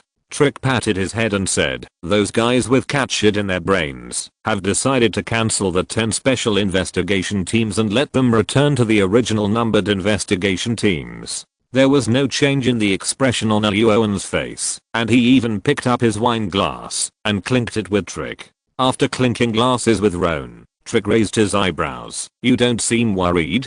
I believe that tonight's dinner invitation is definitely not a bad news press conference. Rohn took a sip of the rum in the glass and laughed. Isn't it? Ha ha ha. Trick laughed and drank the rum in his glass, and said, there are a total of 12 numbered investigation teams under the Crime, Network, Response, and Service departments of the FBI Washington headquarters. The day before yesterday, the department established a new investigation team number 13. The team leader has been decided. The name on the document is Rohn Greenwood, and he will take up the post in 2 months. Rohn raised the corners of his mouth. Thank you, sir. No need to thank me. Trick waved his hand and explained, I'm only the deputy director of the Internal Threat Office. I don't have the authority to establish investigation team number 13. Rohn nodded in understanding, indicating that this investigation team was promoted by Mr. Clement. It seems that he will need to go to Mr. Clement's office a few more times in the future. One more thing. After taking a few sips of wine, Trick suddenly reached out and patted Luo An on the shoulder, whispering, Luo An, the investigation expenses you reported before were too low. Luo An thought carefully and realized that the other party was talking about the Minister Alexander's death case. After the case was over, the investigation expenses he reported would be reimbursed by the headquarters. Out of caution, Luo An did not do anything when filling out this expense. Even so, the expense exceeded $80,000. Too low. Trick waved his hands repeatedly. The other 12 investigation teams spend no less than $200,000 each time they go out to investigate a case. Some even go as high as $1 million. This time you led the special investigation team and worked so hard to investigate the Minister Alexander case, but the expenses were only this little. You must have underreported a lot of accounts. Luo An's hand holding the wine glass trembled, his eyelids twitched, and he was silent for a long time, not knowing what to say. The meaning of Trick's words was not difficult to understand.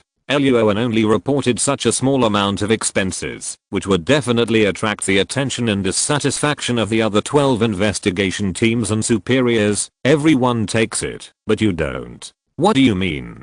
Thinking of the well-known political and business revolving door in the Federation, Luo An secretly sighed in his heart. It is worthy of being a capitalist country. These people in the headquarters are still very ruthless in making money legally.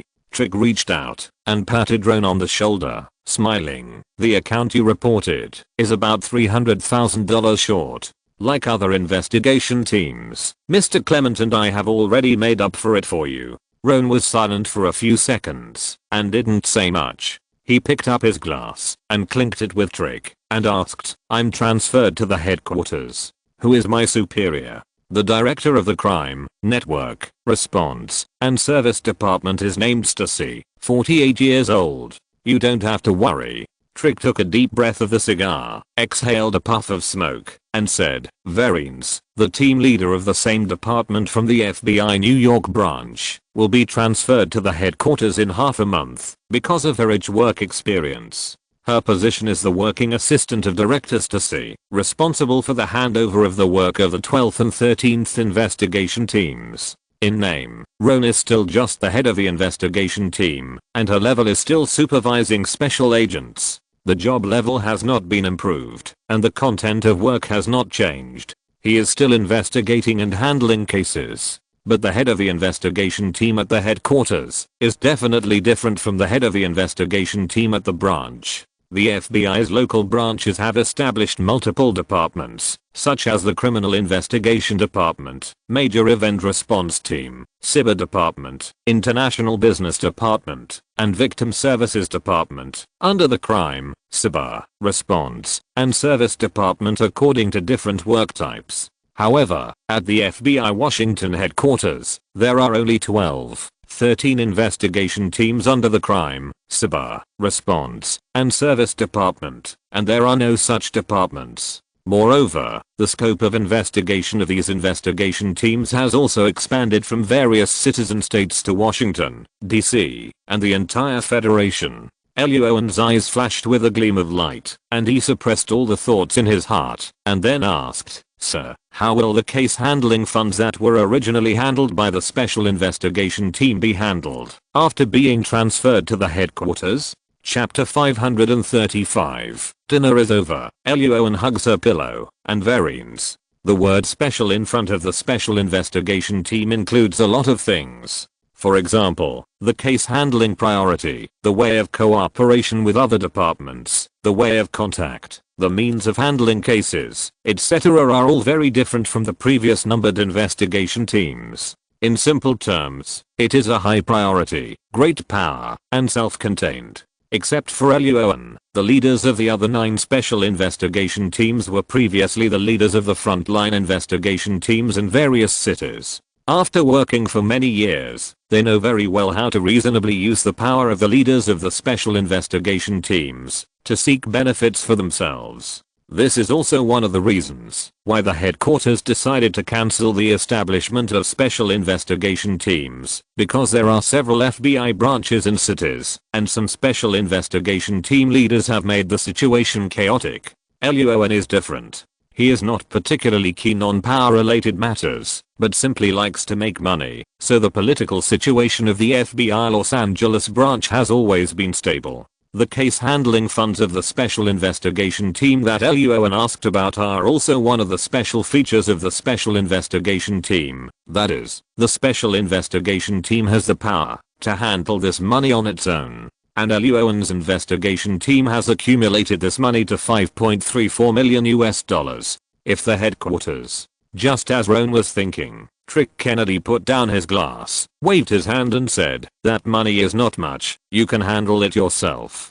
Trick Kennedy said that the Chicago Special Investigation Team only had $200,000 in the fund account, and the richest Atlanta Special Investigation Team, when it was dealt with something some time ago, had only $560,000 in the fund account. Roan fell silent when he heard this. Among the 10 Special Investigation Team leaders, it seemed that he was the only one busy making money. After a few seconds of silence, Roan decisively chose to change the subject and talk about other things. Not long after, the servant knocked on the door to indicate that dinner was about to start. Roan and Trick left the study and walked to the dining room. Mona and Ms. Mikira were chatting happily. The four of them enjoyed a sumptuous dinner in the dining room. After dinner, they rested and chatted for a while, and Roan and Mona got up and left the villa. Roan and Mona both drank some wine tonight. The driver of Trick's family was responsible for driving.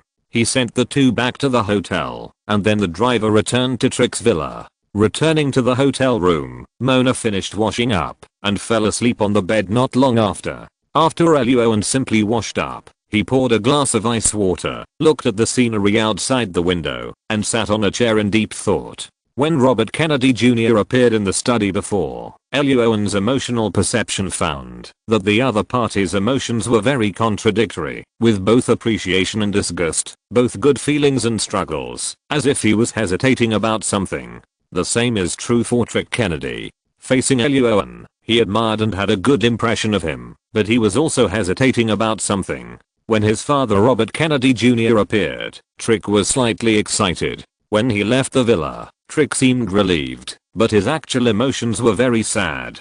Luo An frowned slightly. He remembered that during the epidemic in his previous life, Robert Kennedy Jr. had announced his participation in the federal presidential election as a Democrat. He advocated policies such as opposing hegemony, cracking down on the rich, restoring the federal middle class, seeking peace, and removing the carefully planned hatred between various camps and races in the Federation. This resulted in a very low number of votes supporting Robert Kennedy, even lower than a certain female writer. Robert Kennedy was a man who liked to do practical things, and such people were not welcome in the Free and Democratic Federation, because as long as he did practical things, he would definitely offend certain people or organizations. At the beginning, President John Kennedy also liked practical things, such as wanting to nationalize the Federal Reserve Bank, conduct flexible diplomacy with certain countries, and improve the insurance interests of the people. Then it was gone. Because the Federal Reserve Bank, which was making trouble all over the world, was not a federal government agency, but a private organization that relied on the financial market to play with the federal government and eventually mastered the power to issue currency. But President John Kennedy wanted to nationalize it. What the Kennedy family was thinking, Luo An didn't know for the time being. Mr. Clement must have had his plan to transfer himself to the headquarters. Luo An needed to carefully consider and plan how much benefit he could get from it. The situation of the FBI Washington headquarters was far different from that of the local branches. There were more and greater opportunities, interests, and benefits, but there was also no shortage of traps and temptations. Luo An supported his chin with his eyes narrowed. It seems that more preparations need to be made in the future. Luo An. Just as Luo An was daydreaming, Mona suddenly came from behind and hugged him, put her chin on Luo An's shoulder, and asked softly, "What are you thinking about?" Luo An retracted his thoughts, turned his head, and kissed Mona's pretty face, and asked with a smile, "I was thinking, weren't you asleep just now? Why did you wake up? Did you have a nightmare?" "No nightmare." Mona yawned, and her hair rubbed Luo An's ear. "I just woke up when I found that you were not in the bed." "Wow, am I a sleeping pill?" "No, you are a pillow. How does it feel to hug this pillow?" Mona pinched Luo An's face lightly and smiled. "It feels so-so, but I'm used to it, and don't want to change it for a new one." "Have you ever thought about changing it for a new one?" Hearing this, Luo An, suddenly furious, turned around and pounced on Mona. "Don't run. You've been riding on the pillow for the past few days. It's time to change tonight." On the other side, in the distance, in a luxury apartment in New York, in a huge, bright and empty living room, Verines was wearing a light-colored pajamas and sitting on the sofa. Her long and white legs were exposed outside her pajamas. She held a glass of red wine in her right hand and looked down at the document in her left hand with a complicated expression. The content of the document was issued by the FBI Washington headquarters, requiring Verines to go to the headquarters to take up a post in half a month. Verines was very surprised when she first received this document because she had not heard any rumors. Puzzled, she called Mr. Clement, who said that this order was a temporary decision because Verines was most familiar with Luo An. Mr. Clement's tone on the phone was very serious. The special investigation team led by Luo An has a 100% crime solving rate. Do you know what this means? It means that Luo An is very good, and the special investigation team he leads is far better than some people in the investigation team of the headquarters. Thinking of Mr. Clement's words on the phone, Verines raised her head and drank the wine in the glass in one gulp. A few drops of red liquid dripped onto her chest, slid down and slowly disappeared. After finishing the wine, Verines threw the glass aside and looked at the documents in her hand with her eyes shining. Verines always thought that she would enter the Washington headquarters first, and then she would find a way to transfer Luo An to her subordinates. She never expected that Luo An actually entered the Washington headquarters first, and she was transferred to the headquarters because of Luo An. The order of development of things cannot be said to be somewhat different. It can only be said that Verines never dreamed of it. Roan Greenwood. Thinking of the scene when Roan and herself first met, the serial murder case that was broadcast live, and some subsequent cases. Verines took a deep breath, took off her pajamas, and went into the shower room, used ice water to suppress the restlessness in her heart, then went into the bedroom, lay on the bed, and prepared to sleep and rest. The work content, interpersonal relationships, and interests of all parties at the FBI Washington headquarters are far more complicated than those of the local branches. Verines plans to use the next few days to sort out the relevant information. In the next few days, the special investigation team still rested, went shopping, ate, drank and had fun. As Roan expected, Lassie was discharged from the hospital 2 weeks later and went to Washington, D.C. She did not find a hotel, but directly found Michelle to stay in the same room. On Sunday, Roan, Mona and Lassie agreed to go to New York together to prepare for a dinner with Ryder and others from the number 5 investigation team. Halfway through the drive, Mona's cell phone suddenly rang. Chapter 536 Caroline moves to the Commonwealth to live with Mona. Roan, Washington, D.C., on the road to New York. Hearing the ringing of her cell phone, Mona pressed the answer button. Who is this? It's me, Caroline. A familiar female voice came from the phone. It was Mona's sister, Caroline Evans, who lived in Europe. Hearing the woman's laughter, Mona glanced at Roan calmly. Roan, who was driving, looked straight ahead, pretending he didn't hear anything.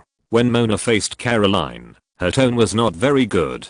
She asked directly, "Why are you calling me?" Father's hand was cut off again. "I will tell my father what you said." Caroline on the other end of the phone chuckled and said without further ado, "I sold the piano store and plan to leave Europe and move to the Federation. I heard that my father bought you a house in Los Angeles. I will live there for a while." Mona's eyebrows immediately raised. "I don't agree. Objection is invalid."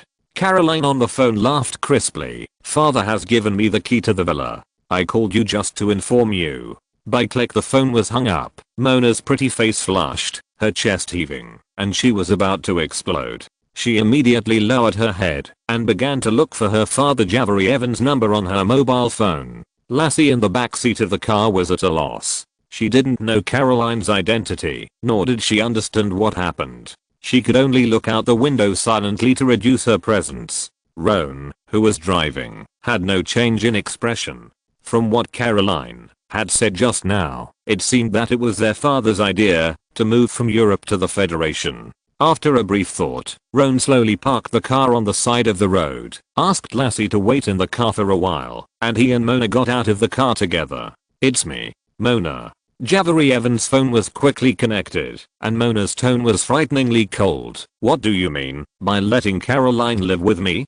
Don't be angry, don't be angry." Javery on the other end of the phone comforted Mona in a kind tone, and after a few simple greetings, he said, "Mona, give the phone to Roan. I have something to say to him." "No." Mona thought very quickly, and she also thought of some things in the past few minutes, and asked in a serious voice, "Did the enemy come to the door again? Did you arrange Caroline to live with me so that she can avoid trouble?" Roan frowned, which was also his guess just now.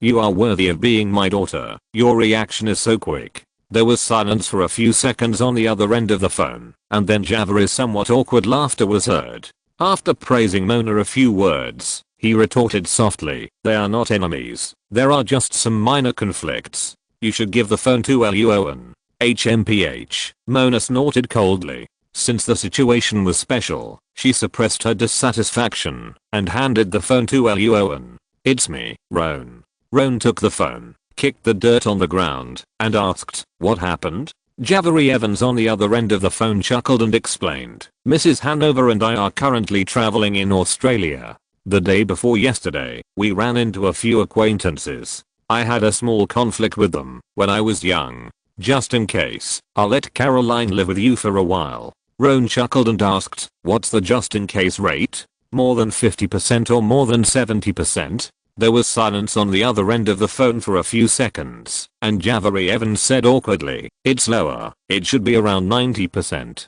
Roan was speechless, and after a few seconds of silence, he asked, "Are you sure it's okay to let Caroline come to the Federation alone?" "Absolutely no problem with that." Javary on the other end of the phone grinned and explained in a low voice, "In fact, I sent someone to secretly send Caroline to the Federation the day before yesterday. She is in Los Angeles now, heading to your villa. The only one who stayed in Europe was a maid of Mrs. Hanover."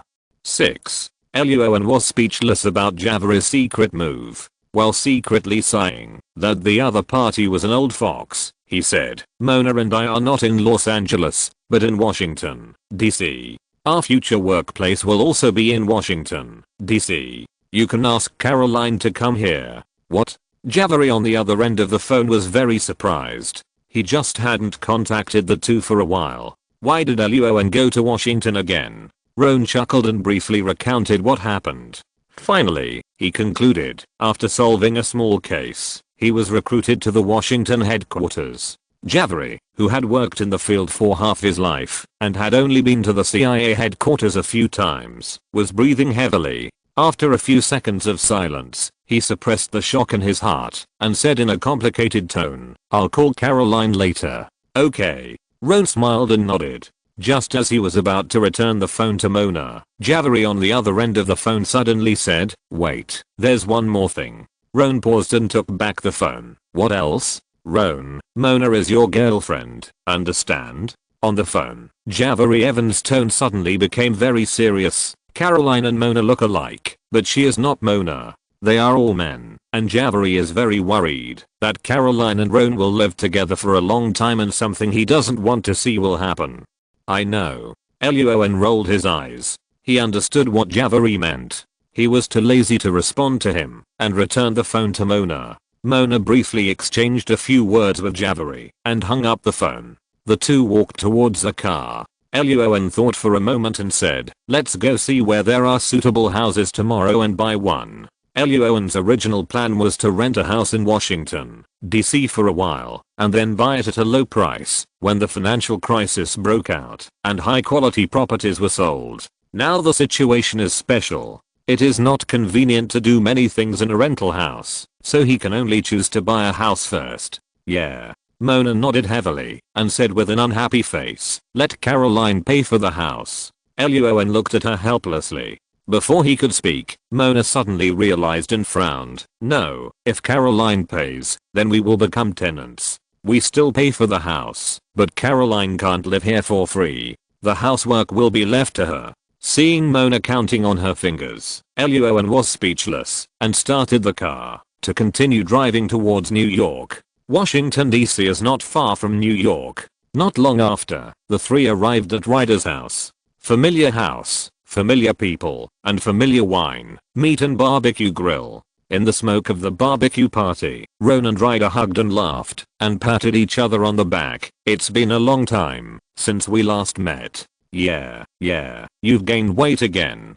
"Shit, that's called strong." "Strong with only one muscle on the stomach." Roan and Ryder teased each other, holding beer and laughing. Not long after, Augustus and others drove here. After a few simple greetings and a few drinks, the atmosphere on the scene became more lively. Mona and Lassie hugged Ryder's wife Yvonne, and then walked into the house to eat and chat. Lassie was still the same. She chatted with Ivan for a while and then got up and left, walking towards a few girls who had a good relationship with her in the past. When Mona saw Lassie leaving, she put down her wine glass with a slight look in her eyes, approached Ivan, and whispered, "Ivan, did you make any preparations before you got pregnant?" Ivan's eyes widened immediately, and she looked up and down at Mona, who was moist and radiant. For a moment, a touch of surprise and subtle envy flashed in her eyes, and she began to pull her to whisper a small lesson. At the same time, outside the room, after a few bottles of wine, the wives and girlfriends were in the room, and women's topics could not be discussed, so the topic of this group of men naturally turned to work.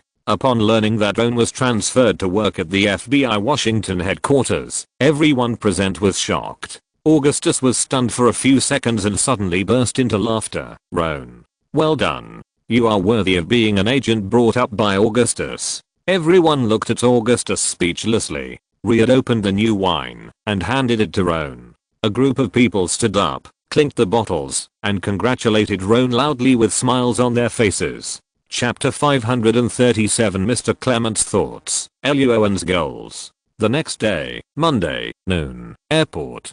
The sun was shining brightly today. Mona wore a hat with a long brim, her arms folded across her chest, and stood expressionlessly at a gate in the hall waiting for someone. Not long after, Caroline Evans, dressed in travel clothes, walked out of the exit with a large suitcase. When she saw Mona, she waved her arms and ran towards her. "Good afternoon, my dear sister." Caroline gave Mona a big hug. The picture of two beauties hugging always attracts attention. In addition, Mona and Caroline's faces are very similar, and the men nearby are full of amazement. "Let go." Mona broke free from Caroline's arms, looked at her coldly, did not take her luggage, and turned to walk out of the airport. "Follow." Caroline didn't care about Mona's cold attitude. She smiled and followed closely with her luggage. In the parking lot, Mona walked to a white car she rented temporarily, opened the trunk, and pouted at Caroline. Caroline stuffed the suitcase in with great effort and sat in the passenger seat. Looking at Mona, who was driving, she asked curiously, "Where is Roan? Why didn't he come? Did you two have a conflict?" "Roan has his own things to do." Mona drove the car out of the parking lot, then took a folder from the back seat and handed it to Caroline, saying expressionlessly, "Rules for living together. You must memorize them." "Rules for living together?" Caroline opened the folder and saw some rules for the three of them living together written in different categories. For example, Caroline cannot wear too short skirts or shorts, can't expose too many parts of her body, and so on, which filled up 10 pages. Caroline smiled slightly, opened the car window, and threw the folder onto the road outside. Mona looked at Caroline unhappily, and Caroline raised her lips slightly. "There's no need to be so nervous, my dear sister. I don't plan to steal your own." Humph. The red light turned green. Mona sneered and started the car, and continued to drive forward. Caroline stretched her body and asked, "Where are we going?" "To buy a house. We must buy a bigger house, and the kind with good sound insulation. I don't want to be unable to sleep at night because of Roan and your noises, and have dark circles under my eyes the next day."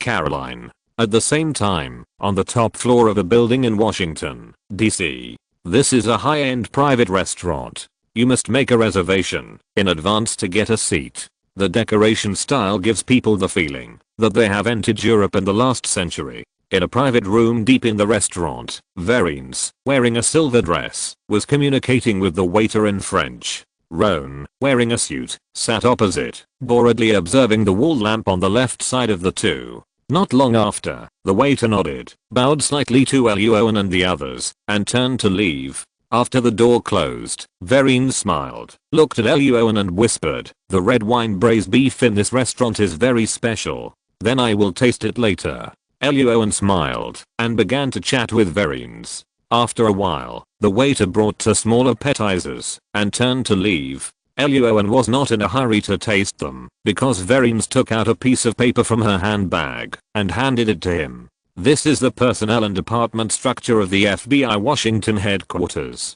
Verines picked up the fork, picked up a small piece of appetizer, and put it into her mouth, and explained with a smile, "If you want to work in the Washington headquarters, these are the information you must know. Luo An carefully looked at the information on the paper. From the organizational structure point of view, the FBI Washington headquarters can be divided into two parts, the Director's Office and the Functional Department Group.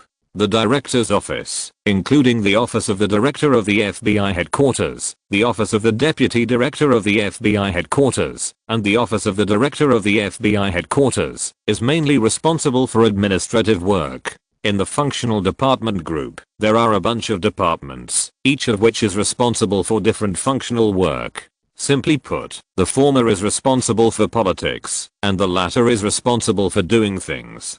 Mr. Clement is the director of the headquarters and special advisor to the director. Seeing Luo An thoughtful, Verines took a sip of red wine and said lightly, "This position is not very good." Luo An looked up puzzled. Verines' face sank slightly and asked, "Luo An, do you think Mr. Clement has a chance to be promoted to the director of the FBI headquarters?" "Impossible." Luo An shook his head without thinking.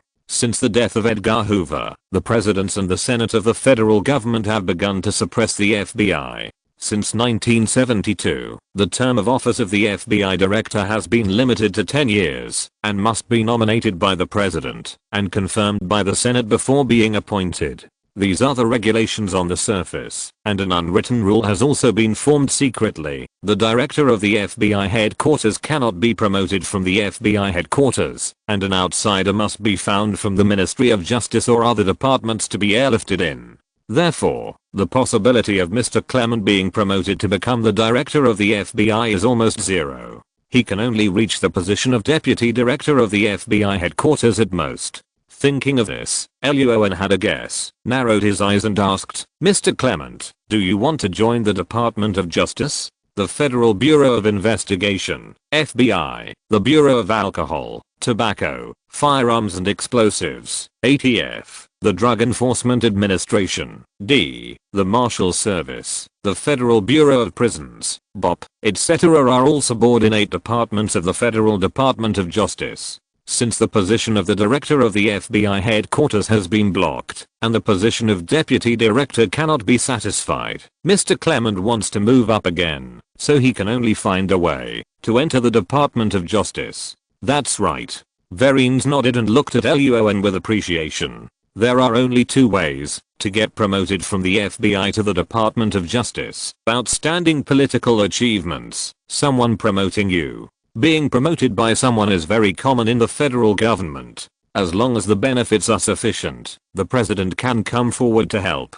Luo An's eyes moved slightly. This must be the reason why Mr. Clement always goes to the White House. But there must be sufficient reasons for promotion. If you have excellent workability, it is not easy to shut up your opponents. If the benefits you pay are not enough, you also need other political achievements. For example, solving certain cases. Mr. Clement certainly cannot solve the case by himself, so he needs someone who is capable, outstanding, talented, and trustworthy. The 12 investigation teams of the FBI Washington headquarters are all agents under the functional department of Crime, Network, Response, and Service Department.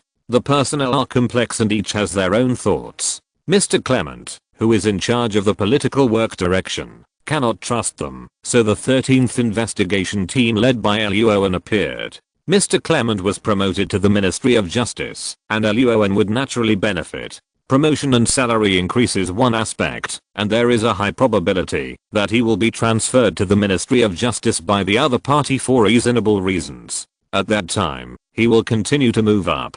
He is still young, and relying on his understanding of some things. Luo An narrowed his eyes slightly. It is impossible for him to become president, but he has a great chance to become the minister of some departments. Luo An was not particularly keen on power, but he was very interested in money. The Federation was a capitalist country, and political revolving door and political donations were all reasonable and legal. Luo An quickly figured it out, and a smile flashed in his eyes. Seeing this, Verines' admiration became stronger. The two picked up their glasses and clinked them, looked at each other and laughed together. Cheers. Cheers. The paper Verines gave to Luo An contained not only the organizational structure of the FBI Washington headquarters, but also the identities, work experience, good and bad relationships, and conflicts of interest between the heads of various departments. There was almost no blatant hostility, but because of their different interests, there were many things that tripped each other up. Verinus sorted out all this information and told Luo An, hoping that he would pay more attention in the future. This piece of paper could not be kept. After reading it, Luo An memorized the information firmly in his mind and burned it to ashes with fire. After lunch, the two walked out of the restaurant. Verines left in a car first. Luo An took out his cell phone and called Mona. How was the house search? Something unexpected happened. Mona on the other end of the phone said in a strange tone, "You need to come quickly." Chapter 538, An Ordinary Murder Case. A medium-sized community in Washington, D.C. This community is located in the south of the FBI Washington headquarters, not too far away. It is a townhouse area with middle-class residents as the main residents. Mona and Caroline are located in a high-end villa in the community, with complete supporting facilities such as bedrooms, kitchens, living rooms, study rooms, and a large, well-maintained lawn outside the villa. This villa is also one of the highest grade ones in the community. When Luo An drove here, in addition to Mona who was sitting next to him in silence, Caroline who waved at him repeatedly, there was also a female salesperson and a man in a striped suit. The man in the striped suit smiled and extended his hand to Roan, introducing himself. "Hello, Mr. Greenwood. My name is Khalid Jax." "Hello, Mr. Jax." Roan extended his hand and shook hands with the other party and asked, "Who are you?" "I'm a friend of the owner of this villa, and I have been entrusted to sell this villa." Jax's smile was very sincere, and he said loudly, "In addition, I also work at the FBI Washington headquarters, and I have heard of Team Leader Roan's reputation for handling cases. I learned that Team Leader Roan was going to buy this villa, so I came here. So that's it." Roan showed a look of realization on his face, and the emotional perception in his mind told him that the other party was telling the truth. But Roan still became a little vigilant. He didn't believe such a coincidence. After a few simple greetings with the other party, Roan walked around the villa for a few times, said he would go to other places to have a look, and left the community with Mona and Caroline. "This villa is great." Caroline looked at the slowly receding villa through the rearview mirror and asked in confusion, "Roan, is there anything wrong?" "Nothing wrong, but I don't like that villa." Thinking of the information he had received from Verines about the intrigues between departments, Roan replied to Caroline casually and secretly decided to check this Khalid Jax. It's always better to be careful. A few hours later, Roan and the other two found a 3-story villa of the same type in a community northwest of the FBI Washington headquarters. It has 6 bedrooms and 4 bathrooms, a kitchen, a living room, a study and other supporting facilities. The previous owner was a wealthy man who became rich by speculating in stocks. Because of stock losses, he is currently forced to sell this villa and other real estate investments to recover funds. The villa was listed at $5.5 million US. After some bargaining, the transaction price was reduced to $5 million US. In the Federation, money can do anything, from finding a villa, buying a villa, signing property transfer documents, government registration, cleaning up old furniture, and replacing it with new furniture, and moving in with luggage. The whole process took less than 10 hours, and Roan and his 2 friends moved into the villa in the second half of the night. The next morning, Roan opened his eyes and looked at the unfamiliar ceiling in silence for a while, then realized that he had moved into a new villa. Because of Caroline, Roan and Mona once again slept in separate rooms. Roan, who had already gotten used to this, washed up and walked out of the room. Seeing that Mona and Caroline had not woken up yet, he went to the kitchen to make 3 breakfasts. He ate one for himself, drove out to call Lassie, and asked her and Michelle to help check the Khalid Jax. 4 hours later, Roan got the results of the investigation from the two. From the other party's basic information, Khalid Jax was normal and could not see anything related to Roan. But there was one thing about Khalid Jax's interpersonal relationships that caught Roan's attention. Khalid Jax had a good friend named Julia. This Julia is the secretary of Antoine, the director of the Office of Professional Responsibility at the FBI Washington headquarters. What an interesting coincidence. Thinking of the tit-for-tat scene between Trick Kennedy, the deputy director of the Internal Threat Office, and Antoine, The director of the Office of Professional Responsibility, in Mr. Clement's office. Roan narrowed his eyes and fell into deep thought.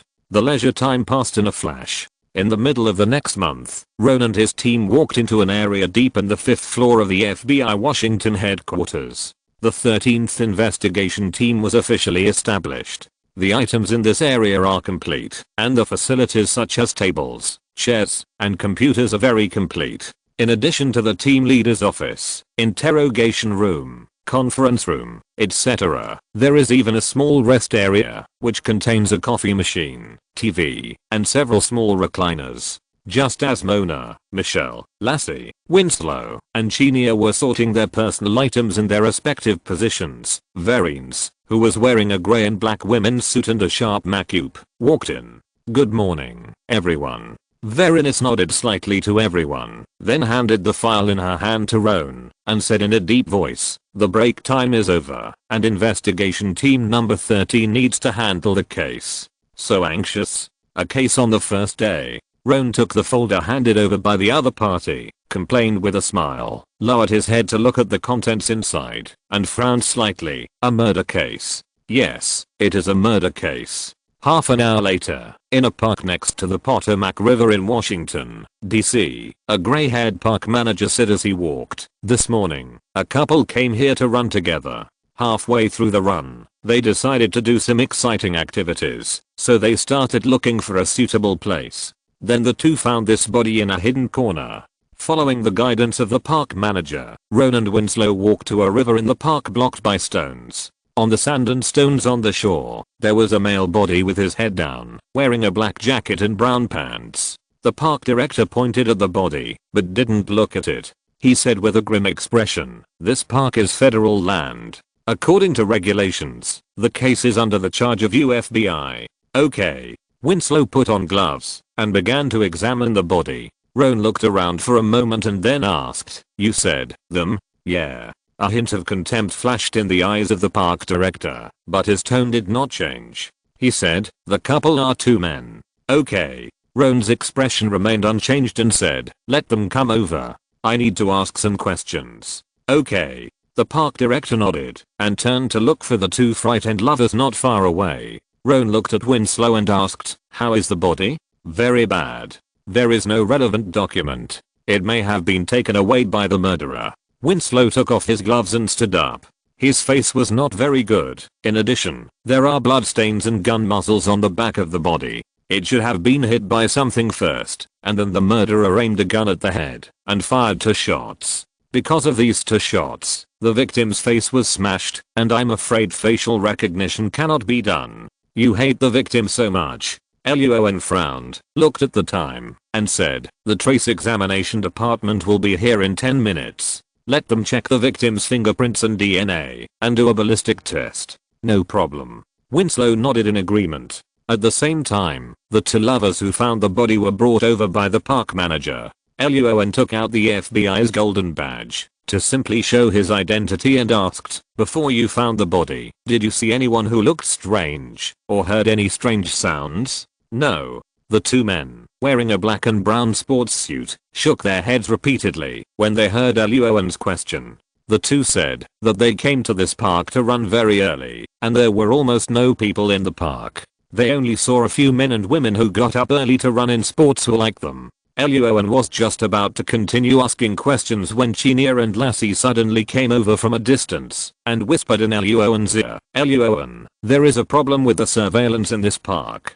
Chapter 539. Unable to find fingerprints and DNA. A park in Washington, D.C. "Is there a problem with the surveillance?" Luo An looked at Lassie and asked, "What's going on?" "There are several surveillance cameras in the open areas of the 4 entrances to this park, namely the southeast, northwest and northeast." Lassie pointed to the body on the ground, indicating that this area was close to the west of the park, and then said, "The park surveillance manager said that around 3 o'clock this morning, 2 cameras in the west area were damaged by attacks from unknown objects." Winslow, who was next to him, came over and was a little confused. "Unknown objects? UFOs?" "No, they were rocks." Chanel rolled her eyes at Winslow and said, "Lassie and I just went there to take a look, and found that the 2 surveillance cameras were in the blind spot of the surveillance a few meters away and were smashed with rocks. Luo An thought for a while and asked, "Does the smashing of surveillance cameras happen often in this park?" "No." Lassie shook her head. "I asked the manager of the park surveillance, and he said that the people living in the area near this park are all middle class, and homeless people are almost never seen. This kind of thing has happened, but not often. A body appeared in the park, and the surveillance cameras were smashed on the same day." Winslow made his own guess. Could it be the murderer? Because those 2 surveillance cameras captured him. Maybe. There was not enough evidence at the moment, and Roan didn't have any good ideas. He put on gloves and walked to the victim's body. He squatted down to examine it for a moment. Suddenly, Roan frowned and found something. He slightly lifted the right arm of the corpse and asked, "Everyone, what is this? Can you recognize it?" Winslow, Chinell, and Lassie came over quickly and looked at the right arm according to Roan's instructions. They found that it was a dark red pattern printed on the skin. Because it was covered by the blood and being curd from the muzzle of the head, it was very difficult to find. Winslow was the first to put forward his guess. "Is it a tattoo? It looks like a tattoo sticker." Chenille put forward her guess, and Lassie stared at it carefully for a long time, and suddenly said, "No, everyone, that's seal." "Seal?" Winslow and Chenille were stunned for a moment, and Roan quickly reacted, "The kind in the bar?" Lassie nodded, and Winslow lowered his head and stared at the dark red pattern and shook his head after a moment. "No, it's too seriously covered up, and the specific pattern can't be seen at all. So this work will be handed over to the trace examination department in the back." Roan stood up, put away his gloves and said, "Chenille, Lassie, you 2 continue to look for clues in this park and take back the previous surveillance video. Winslow, you will act with the trace examination department later, and remember to bring the inspection results back to the special.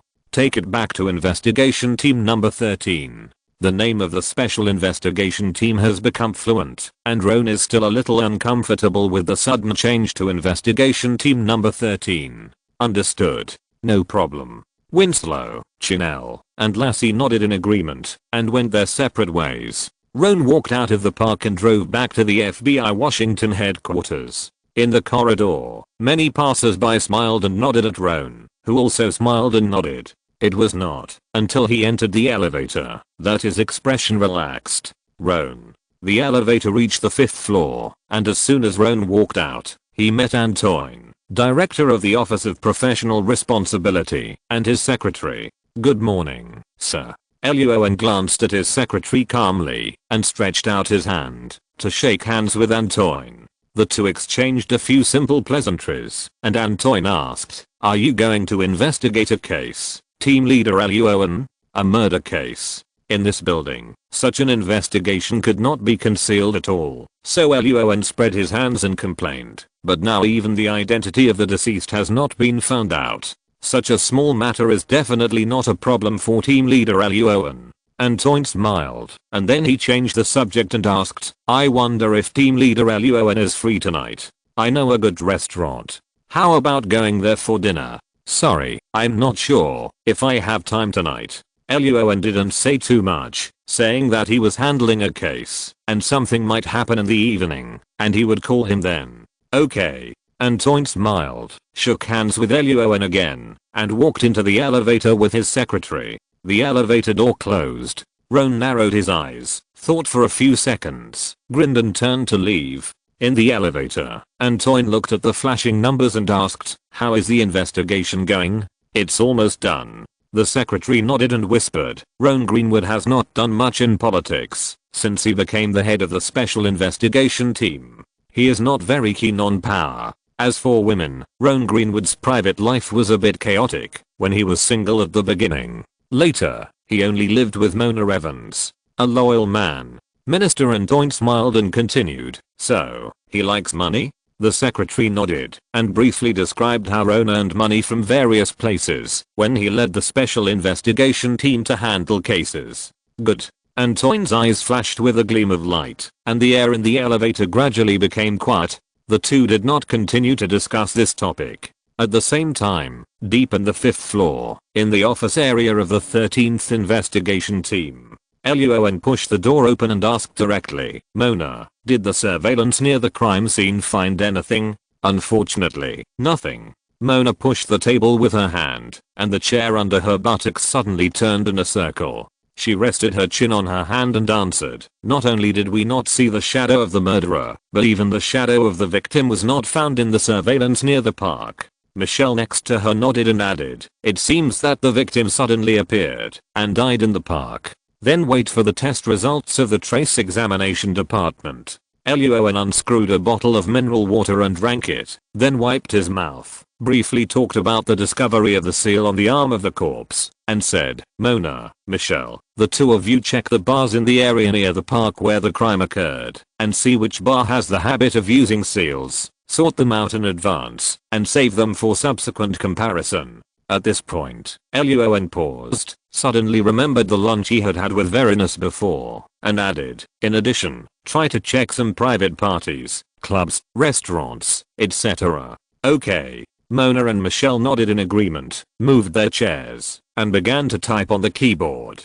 Luo An pushed the door, and walked into the team leader's office. The previous case was urgent, and the computers, desks, chairs, and files in the team leader's office had not been sorted out yet. A few hours later, at 1:30 in the afternoon, Winslow held a folder, pushed the door, and walked into the number 13 investigation team. Everyone, I'm back. In the office area, Lassie sat in a chair and turned around, pointing at the food on Winslow's table and smiled. Winslow, if you came back a few minutes later, I would have helped you finish your lunch. Winslow handed the folder to Mona, picked up the slightly warm lunch on the table and smiled. It seems that I came back at the right time. Luo An also heard Winslow's loud voice, walked out of the team leader's office, and asked, what are the results from the trace examination department? The autopsy results show that the direct cause of death of the victim was the 2 bullets in the back of the head.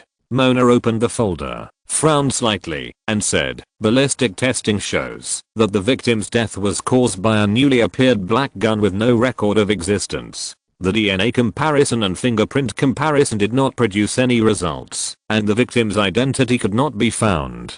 The face was also smashed, and facial recognition could not be performed. The only thing that the trace examination department can confirm is that according to the genetic test, the victim has 1/8 German ancestry. Neither DNA nor fingerprints have any clues. After listening to Mona's narration, Lassie's eyes widened. Chanel frowned and looked at Winslow. Winslow spread his hands and had nothing to say. Michelle thought for a while and said, so, today's victim has never been caught by law enforcement agencies for committing a crime?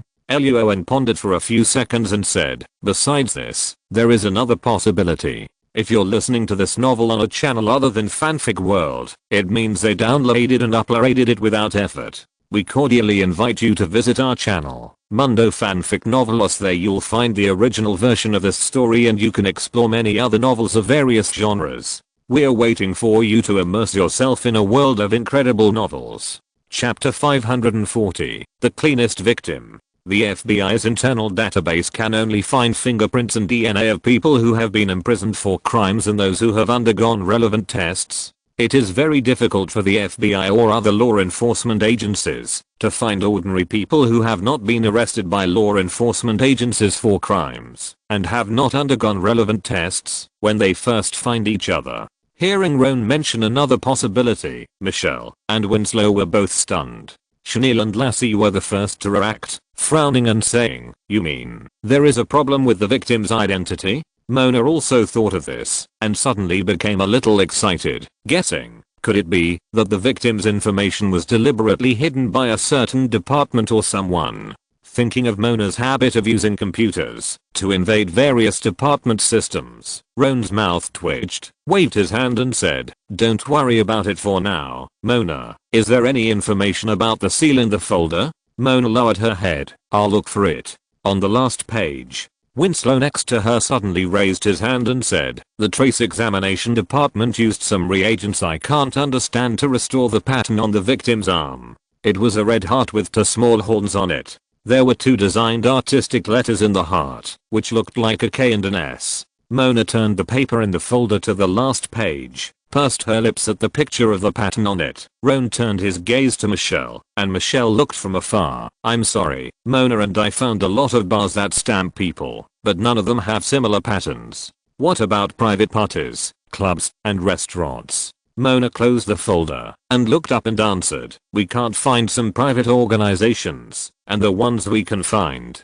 don't have similar patterns. Winslow and Lass's eyes flashed with disappointment. Chinia pondered in silence. Mona put the folder aside and whispered eagerly, Roan, do you want me to? Wait a minute. Seeing Mona's eagerness to use the computer to invade, Roan felt a little headache and helpless. Waving his hand to signal her to wait a moment, Roan took the folder and walked into the team leader's office and called Verines. After listening to Roan's description, Verines on the other end of the phone immediately agreed to help with the investigation. Less than 20 minutes later, the phone rang again. Luo An pressed the answer button and Verines said, we've found out. It's the pattern of a private club in the southern part of the Special Administrative Region. I just contacted the person in charge of that club, and they intercepted some of the surveillance. You can send someone there to get it back. Luo An smiled and said, thank you, sir. You're welcome. Verines on the other end of the phone crossed her legs and smiled, and said softly, Luo An, this is the first case handled by Investigation Team 13.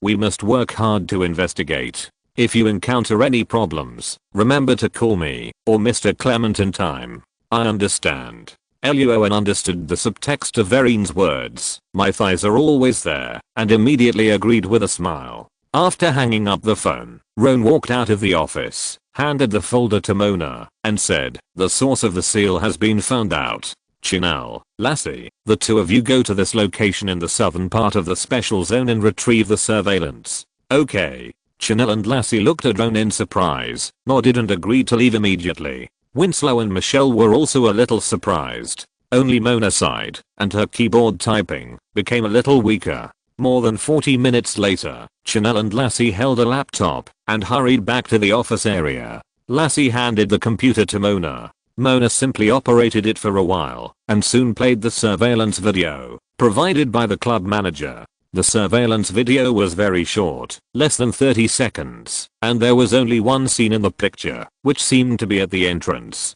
Winslow frowned and asked in a low voice, Lassie, what kind of club is that? I don't know, we didn't enter the club. Chanel looked normal, but Lassie's face was a little weird. She whispered, but based on my experience, that club must be quite interesting. Nonsense. Winslow rolled his eyes at Lassie. Roan next to him saw that Lassie was hesitant to speak, frowned slightly, and asked, Lassie, what did you find?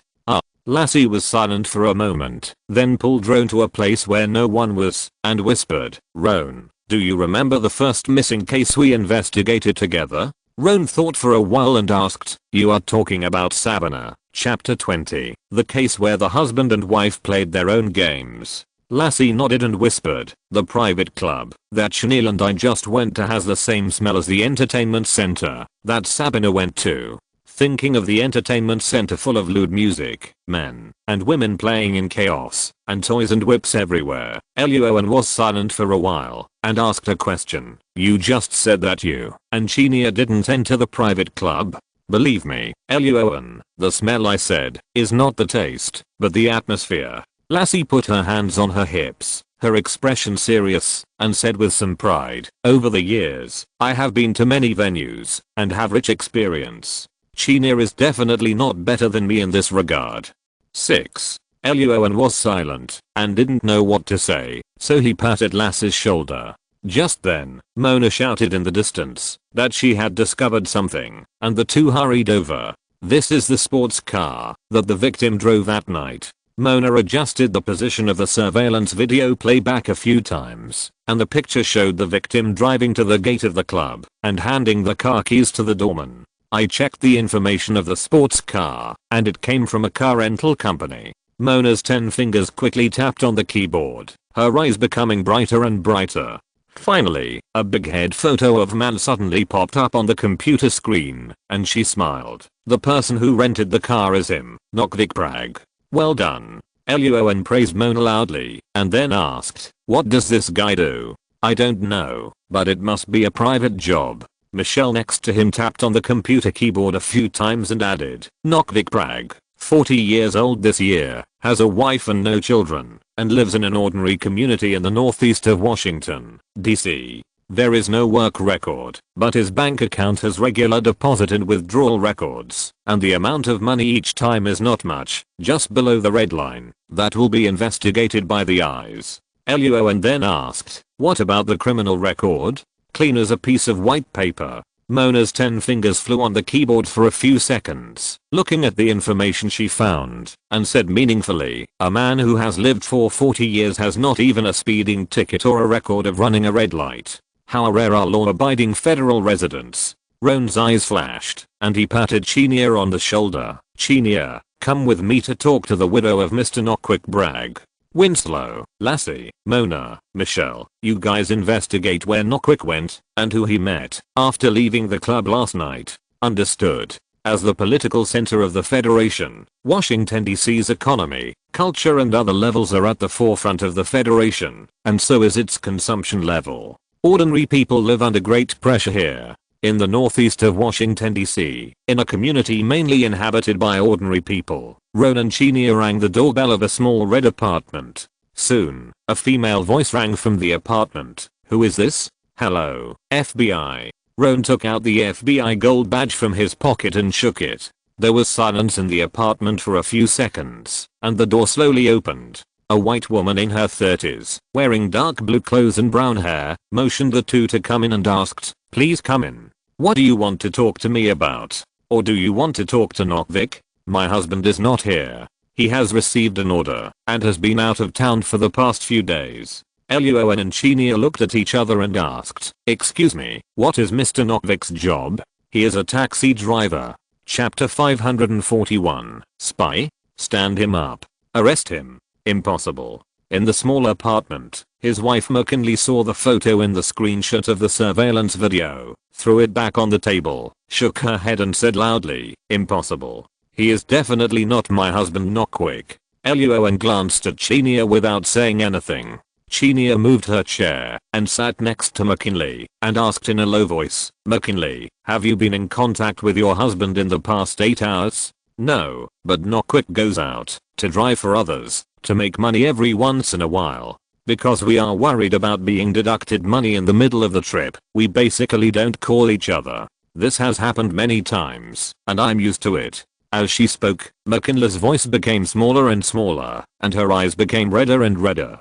Finally, her voice slowly stopped, and she covered her face with her hands and sobbed softly. Luo An poured a glass of water and pushed it to the other party. Chinia patted McKinley's back gently and whispered to comfort her, I know you must be very upset about this. I'm sorry. As time passed, McKinley's emotions gradually stabilized. Chinia then asked, does Nockvick have any enemies? I don't know. He's just a taxi driver. McKinley picked up the photo again, looked at the familiar face of the man in the photo, and kept repeating a few words.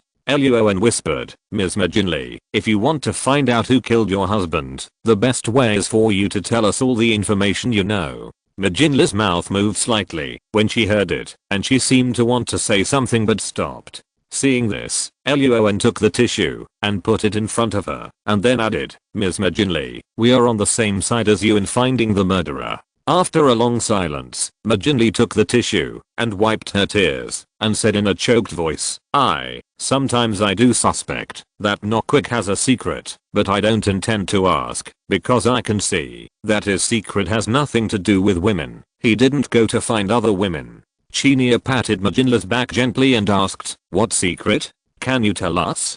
Nockvick sometimes hides money in the basement. McKinley showed an ugly smile on her face and explained, there is a safe hidden by him. Nockvick always thought I didn't know. In fact, I was just too lazy to expose him. Okay. Luo An nodded. Would it be convenient for us to check the safe? There may be some clues in it. McKinley nodded. Sure, but I don't know the password. Half an hour later, the agent from the trace examination department who was called by Luo An took out some professional equipment and quickly opened the safe behind the basement wall. It's a very high-end safe. The agent from the trace examination department smiled at Luo An, but it doesn't seem to match a taxi driver. Thank you for your hard work. Luo An patted the other person on the shoulder. Chinia opened the door of the safe and began to take things out. What's in it?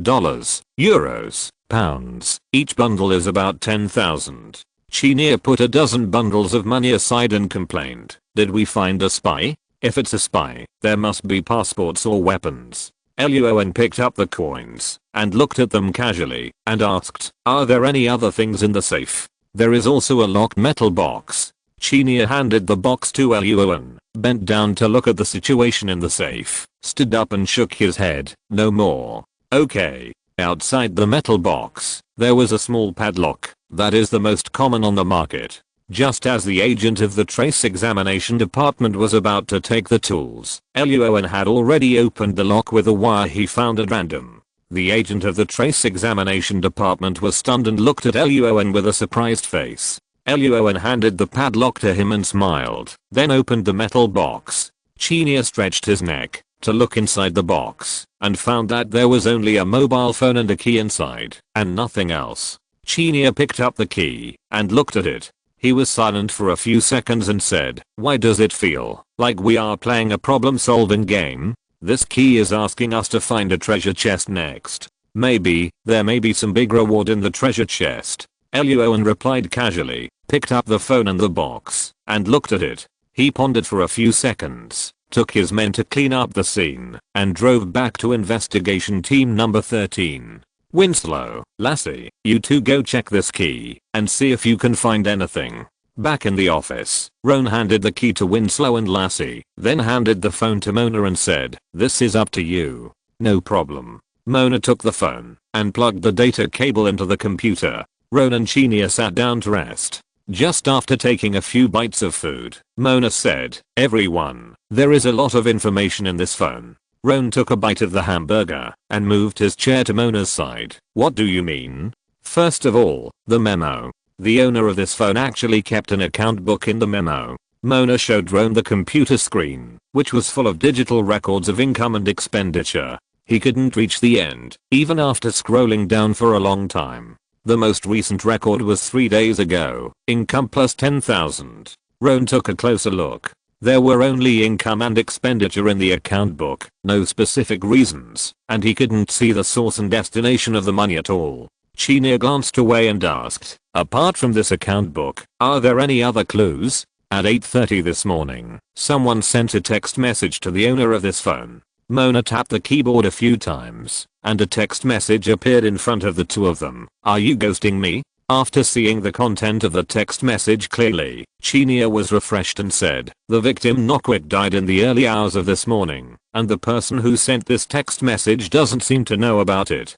Luo An raised his eyebrows and asked, Mona, can you find out who sent this text message? No. Mona shook her head, pointed to her laptop and said, the other party's number is not registered, and the GPS is not turned on. The only thing that can be confirmed is that when the other party sent this text message, the base station that received the signal was in the west of Washington, D.C. The other party should be in Washington, D.C. Chinia frowned slightly when she heard this and looked at Luo An. What should we do? Luo An thought for a while and said in a deep voice, send a text message and answer that person. Set a meeting place and time, and we'll go fishing. No problem. Chinia picked up the phone and asked, where is the meeting? A place with few surveillance cameras and not too many people. Luo An thought for a moment and gave an address. Garfield Park. Chinia thought about the habit of not quick chatting with McGinley on her phone and disguised her typing style and sent the time and place. Time passed by and the atmosphere in the office area was very solemn. Several people stared at their phones, except for the sound of Mona typing on the keyboard to locate the other party. Luo An folded his hands in front of his chest and remained silent, and the breathing of Michelle and Chinia became much quieter. Ding dong. Suddenly, a text message sounded. Chanel quickly picked up her phone to check and saw that the person on the other end had replied with a message. Okay, yes. Chanel and Michelle were immediately excited, slapped each other's palms and shouted. Roan looked at Mona and asked, have you located that person? Mona shook her head. The time is too short. Then prepare your weapons. Roan patted Chanel on the shoulder and said, "Send a message to Winslow and Lassie and go to Garfield Park to arrest him in 3 hours." "Understood." 3 hours passed in a flash. Garfield Park. Roan, Chanel, Winslow, and Lassie were dressed in ordinary clothes, strolling or chatting with passers-by. Mona and Michelle sat in a car, holding a computer to connect to the surveillance to check the situation. Not long after, a man in a brown jacket came into everyone's sight. The other party paused for a moment, then turned and ran. Chapter 542. True or false contact person, arrest, identity. Garfield Park, Washington, D.C., 6:30 p.m. Roan, Chanel, Winslow, and Lassie, like the passers-by who were strolling, chatting, and running, were dressed in ordinary clothes, eating and drinking snacks they had bought. Suddenly, a white man with short red hair and a brown jacket came into view. The man walked to the meeting place agreed in the previous message, looked around briefly, and in less than 5 seconds, he suddenly turned around and ran. Fouquet, Winslow, Chanel, and Lassie, who were quietly surrounding the meeting place, saw this scene and immediately cursed, and quickly chased after the man. "Don't run. Stop."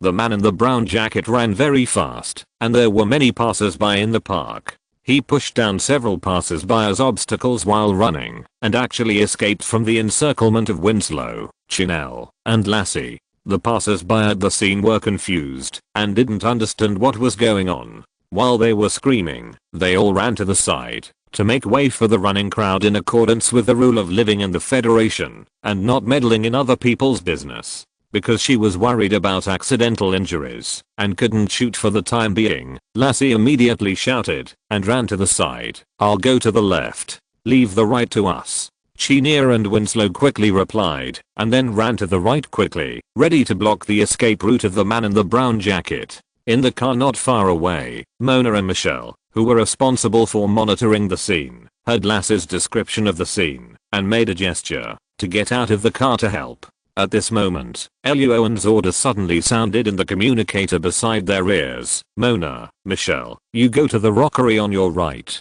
The location of the rockery is not far from the car, but it is not on the same route as the fleeing jacket man, and it can even be said to be the opposite. The two women who just ran out of the car looked at each other with surprise on their faces, but now is not the time to question, and they all turned around and ran according to Luo An's order. In the huge park, Lassie, Winslow, and Chanel chased the man in the brown jacket all the way south. Michelle and Mona were moving quickly towards the rockery in the north. As the team leader, Luo An was walking slowly towards the road in front of the rockery. There were many passers-by there at this time. Most of them looked at Luo An and then retracted their gaze. One of the men in sportswear turned his head to look at Luo An. Luo An immediately waved at him with a smile on his face. The man in sportswear was surprised, but his expression did not change. He naturally turned his eyes away from Luo An and turned around and walked away. The walking speed and walking posture of the man in sportswear were very natural, but he kept observing Luo An behind him with his peripheral vision.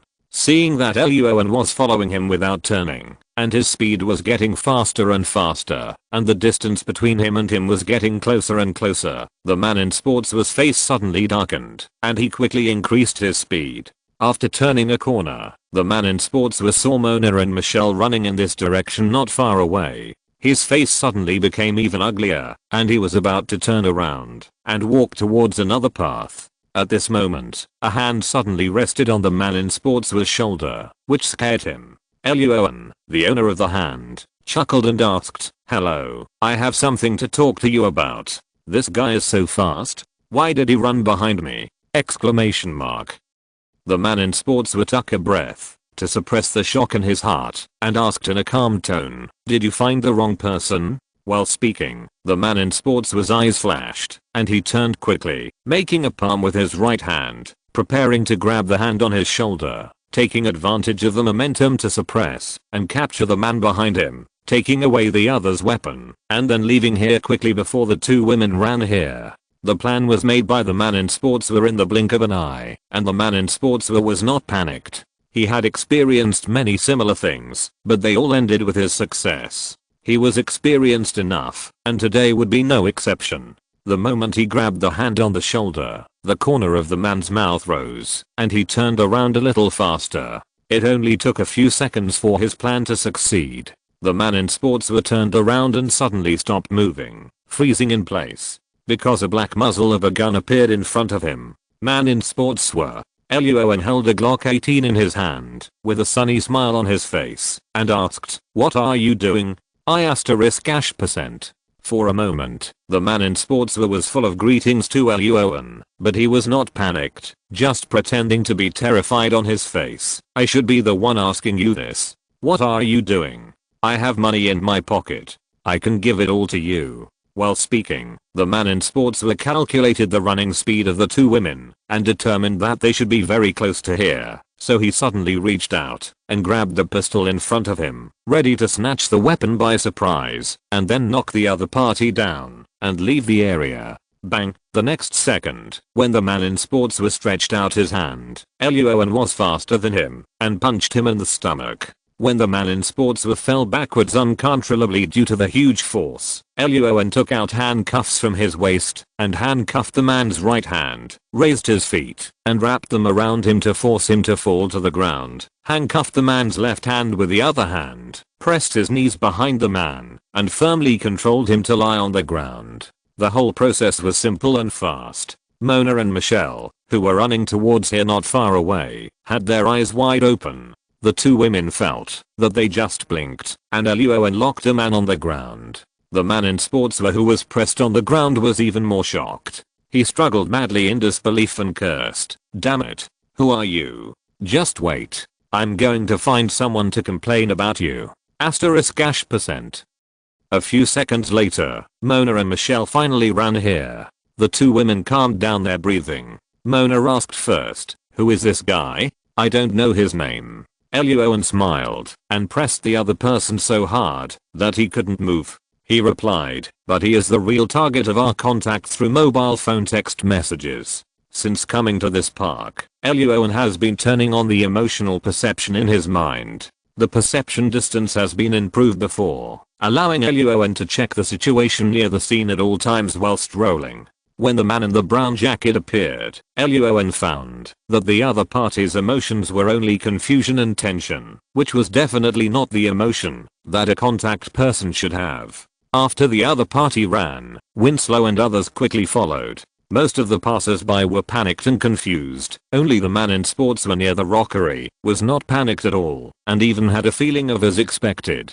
So Roan turned his attention to the man in sportswear. His facial expression was normal, but his emotions were very volatile, which was obviously abnormal. In addition, the man in the brown jacket was in a bad mood, so Roan immediately guessed that the man was probably just a bait prepared by the man in sportswear, mainly to test whether the situation at the meeting site was safe. Sure enough, just as Mona and Michelle pulled the man in sportswear up from the ground, Lass's somewhat exasperated voice rang out in the communicator beside the three people's ears. "Team leader, the man has been caught by the three of us, but he is just making extra money. Someone gave him $300 and asked him to stay at that street location for a few seconds and then run away.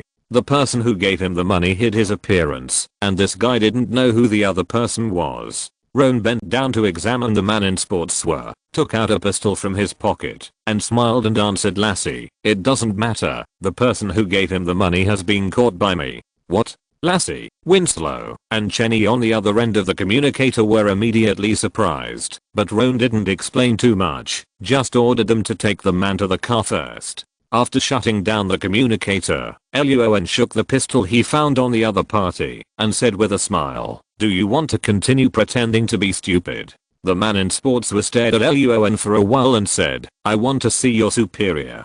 Tell me your identity first." "I'm USSS. I'm from the Federal Secret Service." Chapter 543, Identity, $1 million entry case. The United States Secret Service is abbreviated as USSS. This department is under the Federal Department of Homeland Security. Its employees are divided into agents and uniformed departments. It mainly controls the prevention and investigation of counterfeiting of US dollars, treasury bonds, and other bills, as well as the protection of the federal president, vice president, and their families.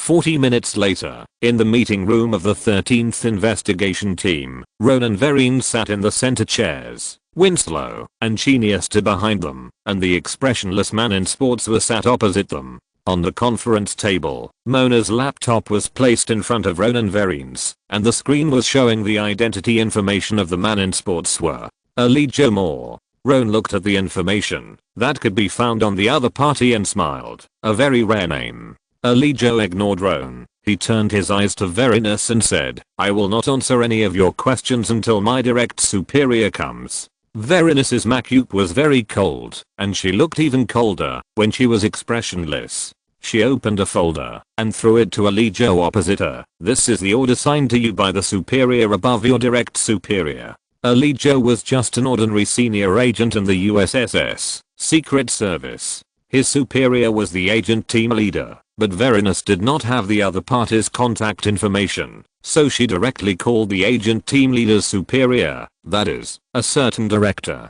Ali Joe, seeing the other party holding the document, his face flushed, and his mouth opened and closed several times without knowing what to say. Roan grinned and picked up the coffee pot to fill the coffee cup in front of Verinus. "The thighs next to me are not only long and white, but also pleasing to the eye. They also never fail at critical moments, which is really awesome." Ali Joe lowered his head and looked at the folder in silence for a long time, then looked up and asked, "What do you want to know?" Verinus turned her gaze to Roan, who found a photo of the victim, Noquick, and handed it to her, asking, "Is he from your secret service?" "No."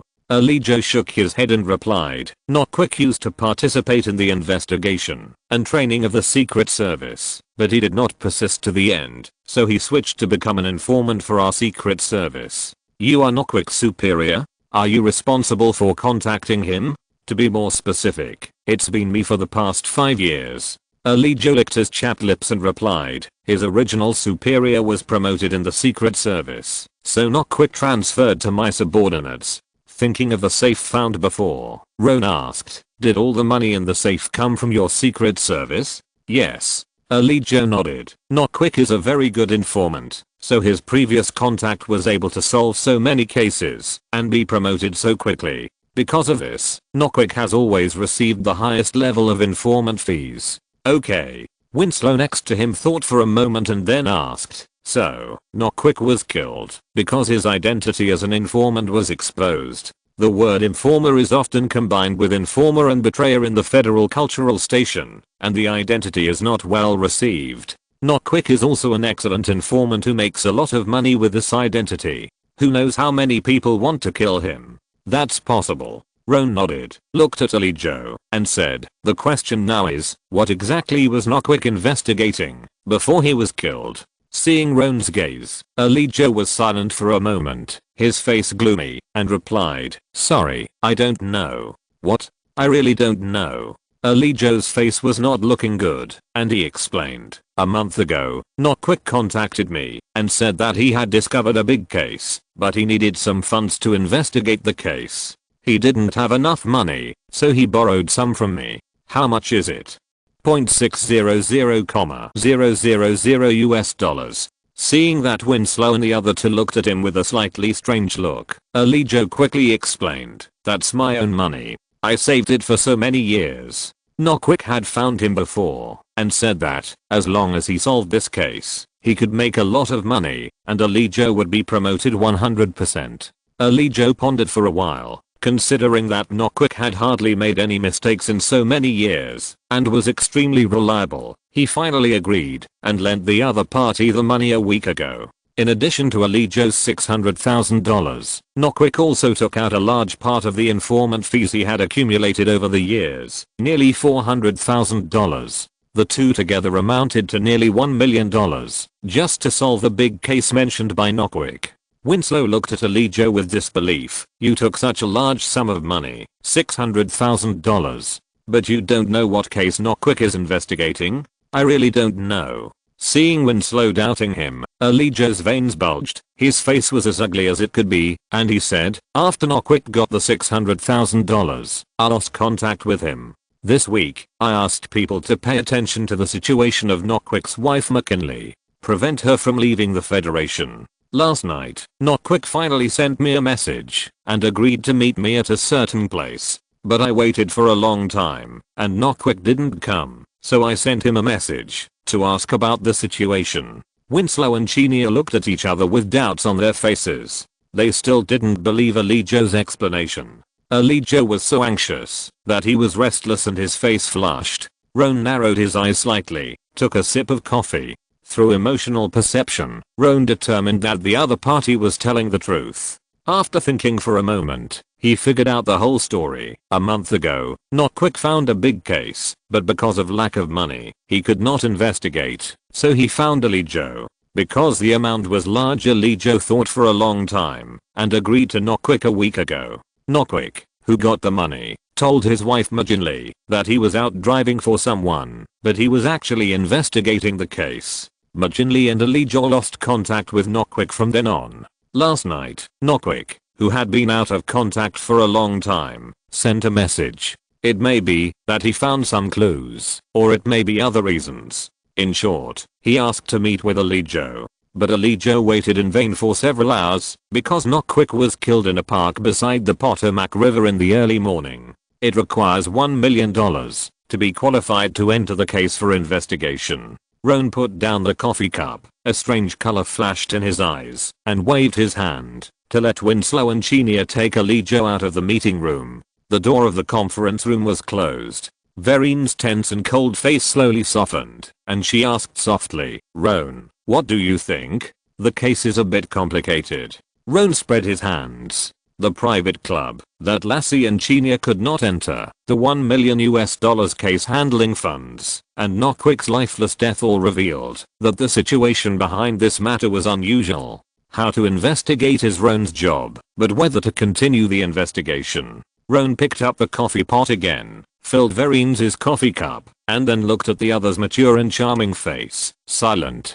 From the perspective of political achievements, Roan guessed that Verines would not give up this case because she and Mr. Clement needed more credit and interpersonal relationships. Sure enough, after a long pause, Verines stood up and said seriously, "Luo An, this case is handed over to you." Luo An nodded, and before he could speak, Verines whispered in Luo An's ear, "Mr. Clement was invited to the president's dinner a few days ago. If you encounter any problems, remember to call." "Okay, sir." Luo An immediately laughed, thought for a while, and said, "Sir, it is not convenient for us to investigate that private club. I'll handle it." Verines nodded slightly to Luo An, put away the folder, and left the 13th investigation team. The door closed, and Mona looked up at Luo An. "What should we do next?" Luo An pointed to the clock on the wall and smiled. "It's time to get off work and go home." Chapter 544 Investigation Direction. Informant's informant. FBI Washington headquarters, a villa in a community on the northwest side. At 8 o'clock in the evening, Roan and Mona returned to the villa. Caroline, wearing long sleeves and long pants, yawned and walked downstairs. "Good evening, both of you." "Yeah." Mona replied casually, put on the slippers Roan handed her, and went into the kitchen to prepare food. Roan nodded to Caroline and was about to go upstairs to his room to change clothes, but suddenly he found a large object in the room at the corner. "Caroline, what did you buy?" Caroline poured herself a glass of juice, took a sip, and replied with a smile, "My new grand piano, which the workers just brought in this afternoon." Roan's eyelids twitched, and he was too lazy to talk, and returned to the room to change clothes. Mona in the kitchen stabbed the knife into the chopping board with a bang, and glared at Caroline. "Hey, we agreed before that room would be used as a gym. That room is very large. Even if there is a grand piano, the remaining space is enough for you to put fitness equipment." Caroline held the juice in her left hand, leaned lazily against the kitchen door, and smiled. "You both have jobs, and have things to do during the day. I don't have a job, and I'm bored at home, so I had to buy some musical instruments to pass the time." Caroline actually guessed the reason why Javari Evans sent her to the Federation. In order to avoid causing trouble to Roan and Mona, Caroline has basically never left the villa since she moved in. The farthest she has walked is a gate at the end of the lawn outside the villa. Roan and Mona also designed and installed some monitoring, defense, and emergency contact devices around the villa to be used as a precaution. HMPH. Mona glanced at her and turned to continue preparing food. Roan changed his clothes and came down to help. Caroline stood aside and began to cheer them on. Caroline's cooking skills were amazing. The first time she entered the kitchen, she made a pot of indescribable yellow paste for the two of them. Since then, Roan and Mona never let her enter the kitchen again. Soon, dinner was ready. Caroline had a small appetite. She put down the tableau after eating a little bit and walked into the room not far away to start tidying up the big grand piano. Caroline. Roan swallowed the beef in his mouth, wiped his mouth, and asked loudly, "Have you contacted your father these days?" Mona rarely called Jolie, but Caroline and Jolie contacted each other frequently. "I have contacted him." Caroline in the room replied, "I called. My father is touring Australia with Mrs. Hanover these days." "Okay." Roan turned his eyes to Mona, who pretended to be indifferent, but actually pricked up her ears. He chuckled and picked up the tableau to continue tasting the steak. Not long after, Roan and Mona finished their dinner. The task of cleaning up the tableau was handed over to Caroline. They chatted for a while and went back to their rooms. There was no conversation all night. The next day, in the office area of the 13th Investigation Team of the FBI Washington headquarters. "Good morning, everyone." Roan walked out of the team leader's office, reached out and knocked on the huge whiteboard hanging on the wall at the front of the office area, and said, "Regarding this Park murder case, we have two goals to investigate next. First, find the murderer who killed the victim Knockwick. Second, find out what case the victim Knockwick was investigating before his death." Winslow, Chenier and others nodded in unison. Lassie swallowed the breakfast in her mouth and asked, "Where should we investigate next?" Roan asked back, "How did you find the key that was found in Knockwick's box before?" "Not very good." Lassie finished her breakfast in a few bites, picked up the coffee, and drank it all, let out a long breath, and said, "Winslow and I asked a lock company, and they said that this key is matched with the most common lock on the market. It is sold in any hardware store, and there are no less than thousands of people using it in the entire Washington, D.C. area. In addition, there is no need to register to buy and sell it. You can sell it for money, and it is impossible to find out which lock it is matched with." After Lassie finished explaining, everyone looked at each other helplessly. Now they had the key, but they couldn't find which lock it opened. When watching the surveillance video before, Mona found out that the sports car driven by Knockwick was rented from a car rental company. Luo An pondered for a few seconds, pointed to the laptop on Mona's desk, and said, "Winslow, Lassie, you go to that car rental company to investigate. See if there are any clues there. In addition, remember to bring back the personal information that Knockwick left when he rented the car." "Understood." Winslow and Lassie nodded in response, stood up, and first picked up the unfinished breakfast on the table and left the office area while eating. "Mona, Michelle, you guys check Knockwick's financial situation and consumption information, etc. to see if there are any clues." "Okay." Mona and Michelle started to work with their heads down, and Roan then looked at Chenier and said, "Chenier, bring a Lijo from the USSS, Secret Service. Here, I have something to ask him." "Okay." An hour later, Lijo and Chenier walked into the conference room again. "Good morning." "Good morning, Team Leader Roan." Roan stretched out his hand and shook hands with Lijo, who was smiling all over his face. He didn't quite understand why the other party's attitude changed so much today. Lijo didn't hide it either, saying that he had simply asked about Roan's work history yesterday. Seeing that Roan led the special investigation team with a 100% case solving rate, Lijo was stunned and couldn't believe it. He carefully read it several times to make sure that he was really not wrong. Lijo's face was immediately full of admiration, and then his eyes became extremely bright. The reason was simple. Knockwick was killed, and Lijo was worried about what to do with his $600,000. Since Team Leader Luo An is taking the lead, I believe this case can be investigated thoroughly. Lijo held Luo An's hand tightly and shook it repeatedly. The expression on his face was very sincere as it could be. Roan pulled his hand out of Lijo's hand speechlessly and asked directly without any nonsense, "Lijo, Knockwick is your informant.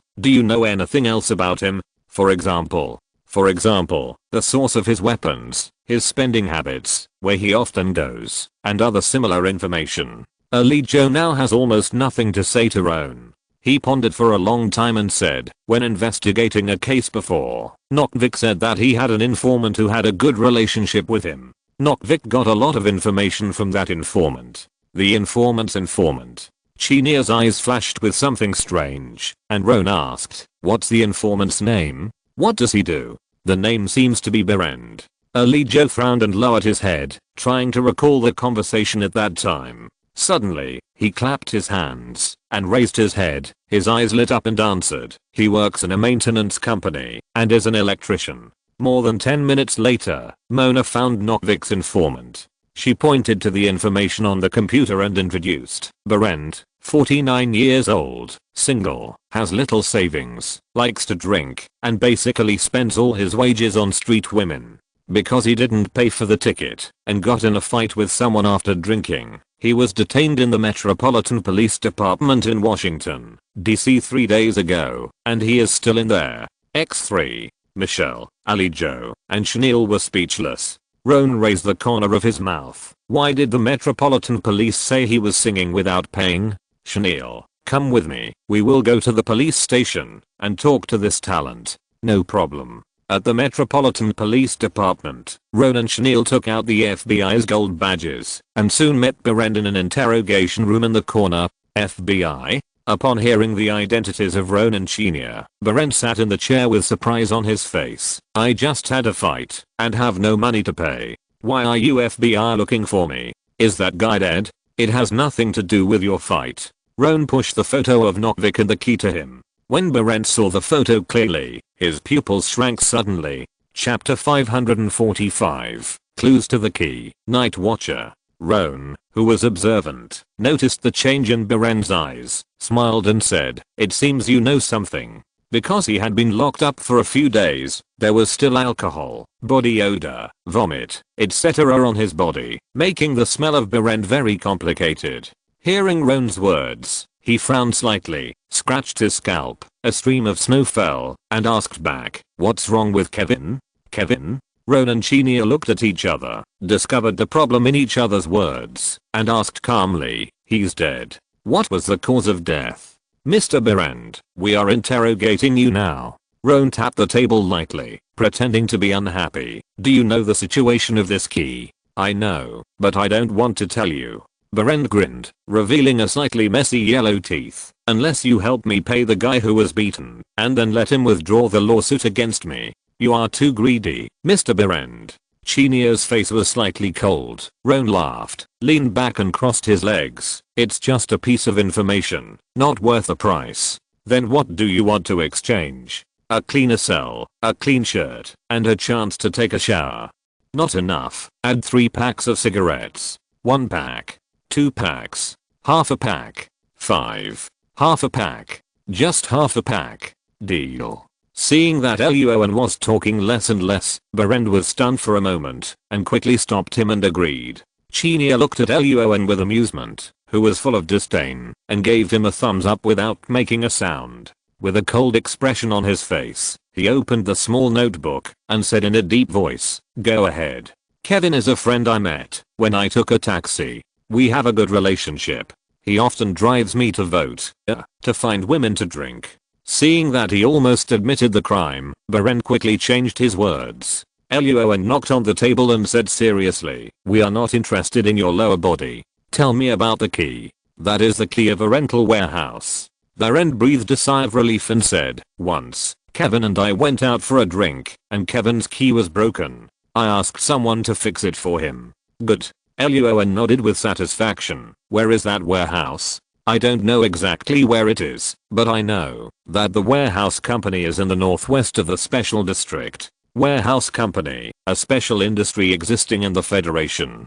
Because most federal residents rent houses, and it is troublesome to move every time, or the houses they buy are small and there is no place to put things, warehouse companies choose to build a batch of warehouses on a piece of land and rent them out to people to make profits, while people use fixed warehouses to store things. There are 2 warehouse rental companies in the northwest of Washington, D.C. The first one did not find the target, so Ron and Chinia drove to the second company. At the gate outside the warehouse area, Ron and Chinia just got out of the car and heard a fierce quarrel not far away. Walking around the corner, I found that the two parties in the quarrel were a man in a suit and two white women who looked to be in their 30s. Both sides were red in the face and shouted at the top of their voices, and every sentence was inseparable from the word starting with F. Hello, FBI. Chinia took out a golden badge to show her identity, temporarily interrupting the quarrel. The man in the suit let out a sigh of relief, smiled at Chinia, and asked, "What's the matter?"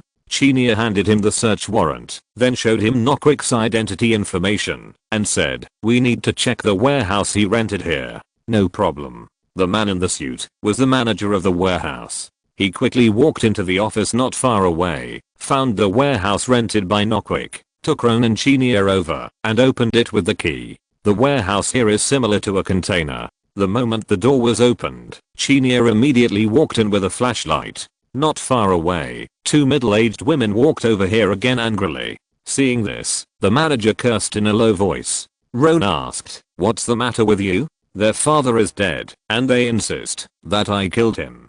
"Damn it." The manager's face was very ugly, saying that the father of the two women opposite used to work in this warehouse area, responsible for night watch, monitoring, and ensuring the safety of this warehouse area. Yesterday morning, the father of the two women died of a sudden heart attack. Their company has decided to pay him a sum of money, but the two daughters were very dissatisfied and insisted that their father died of exhaustion from staying up late for a long time, and asked the company to pay more compensation. Luo An's face changed slightly when he heard this. He thought of something.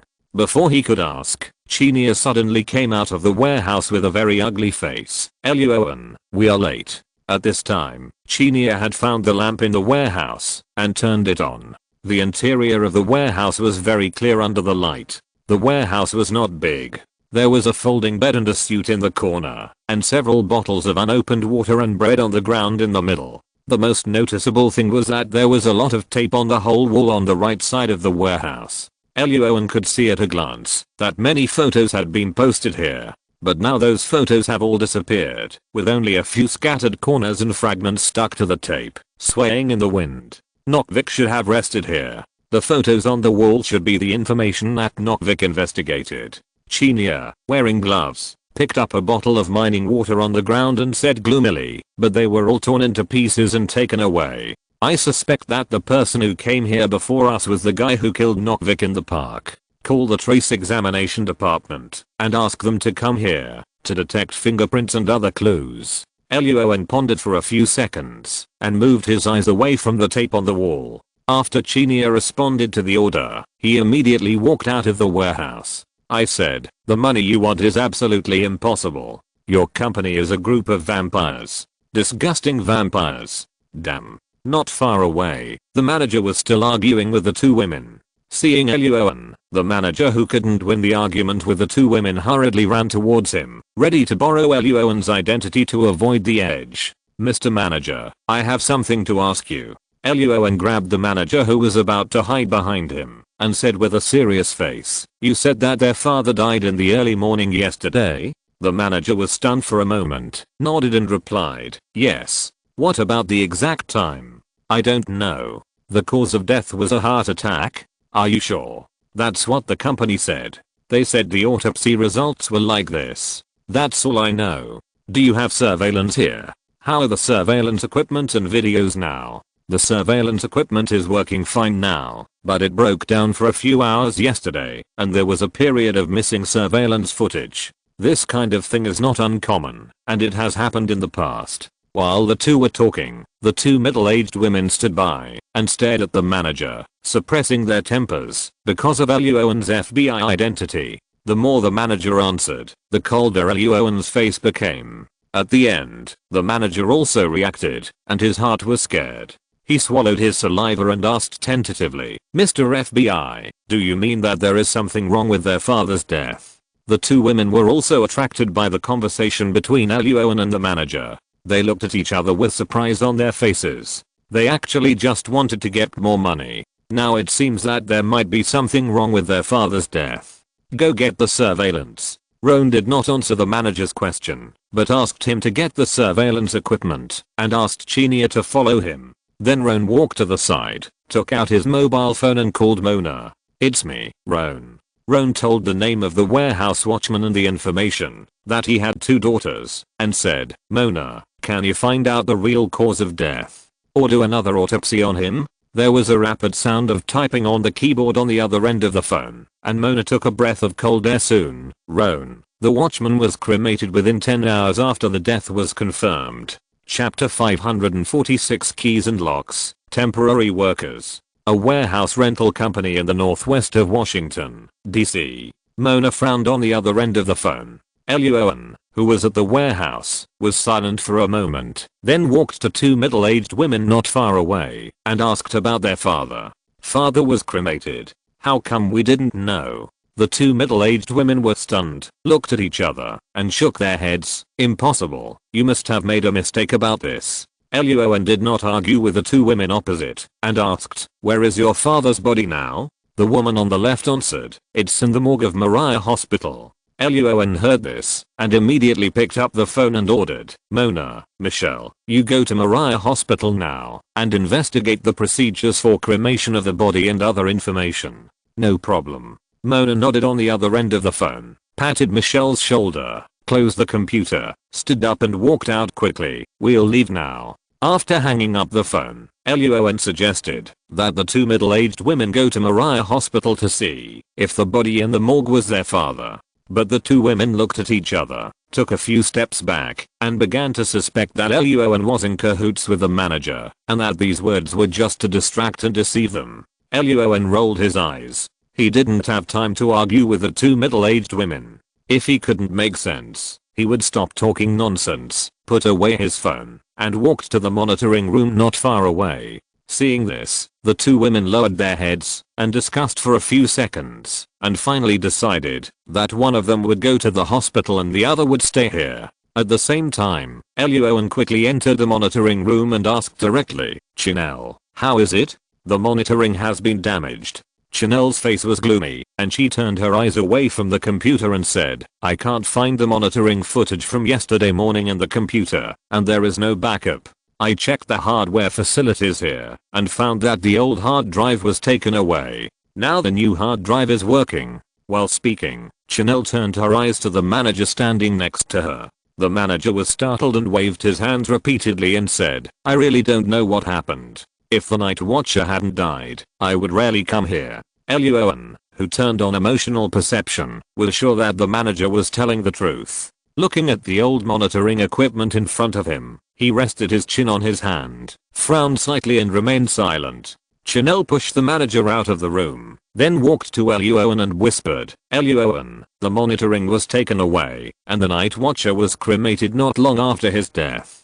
The person behind this matter. The person behind this must be not an ordinary person." Luo An's eyes flashed with a faint light, and the corners of his mouth raised a smile, ready to leave the house. At this moment, the padlock on the table next to him, which had just been cut off by the manager with pliers and was used to lock the door of the warehouse where the photo was taken, suddenly caught Luo An's attention. It was 2006, and the warehouse of this warehouse company still used metal drop-down doors. There was an iron ring on the ground that was imprisoned by cement. Warehouse tenants needed to buy their own locks to lock the door. After picking up the padlock and taking a look, Luo An's face changed slightly, and Chinia looked puzzled. "What's wrong?" "This lock is wrong." Luo An had some knowledge of sneaking in and picking locks and using technical means to open locks. The appearance and color of the key may look the same, but the length, thickness, distance, etc. of the tooth marks are actually different. Before getting the key, Luo An had carefully observed the tooth marks on it and deduced what shape the lock core of the lock that belonged to it should be. Before going to this warehouse company, Luo An asked Chinia to carry the key with him just in case. When they were looking for the warehouse just now, the manager saw the search warrant and took out the pliers directly, without giving the 2 of them the opportunity to use the key. The lock cylinder of this lock doesn't match the key.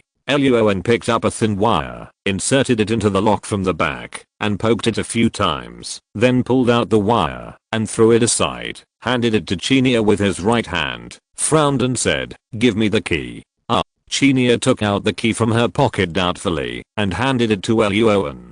Luo An took the key, and inserted it into the lock, but couldn't get it in anymore after half of it was inserted. Sure enough, Luo An grinned, handed the half-inserted key in the lock to Chinia, and smiled. "This key is not used to open the lock on the warehouse door." Chinia looked at the lock and key in her hand with astonishment on her face. She really didn't expect Luo An to have this ability, and his observation was so meticulous. Suppressing the shock in her heart, Chinia raised her head and frowned, saying, "But there are no locked items in that warehouse." Chinia's face suddenly changed, and another guess emerged in her mind. She said in a lost voice, "Luo An, the items that should be opened with this key, can't they be taken away like the photos on the wall of that warehouse? It's not impossible." Luo An's eyelids jumped, and he nodded silently. Chinia's face became even uglier, and she couldn't help but whisper a few greetings starting with F. "But there is another possibility." After thinking for a long time, Luo An suddenly remembered something, and his eyes lit up.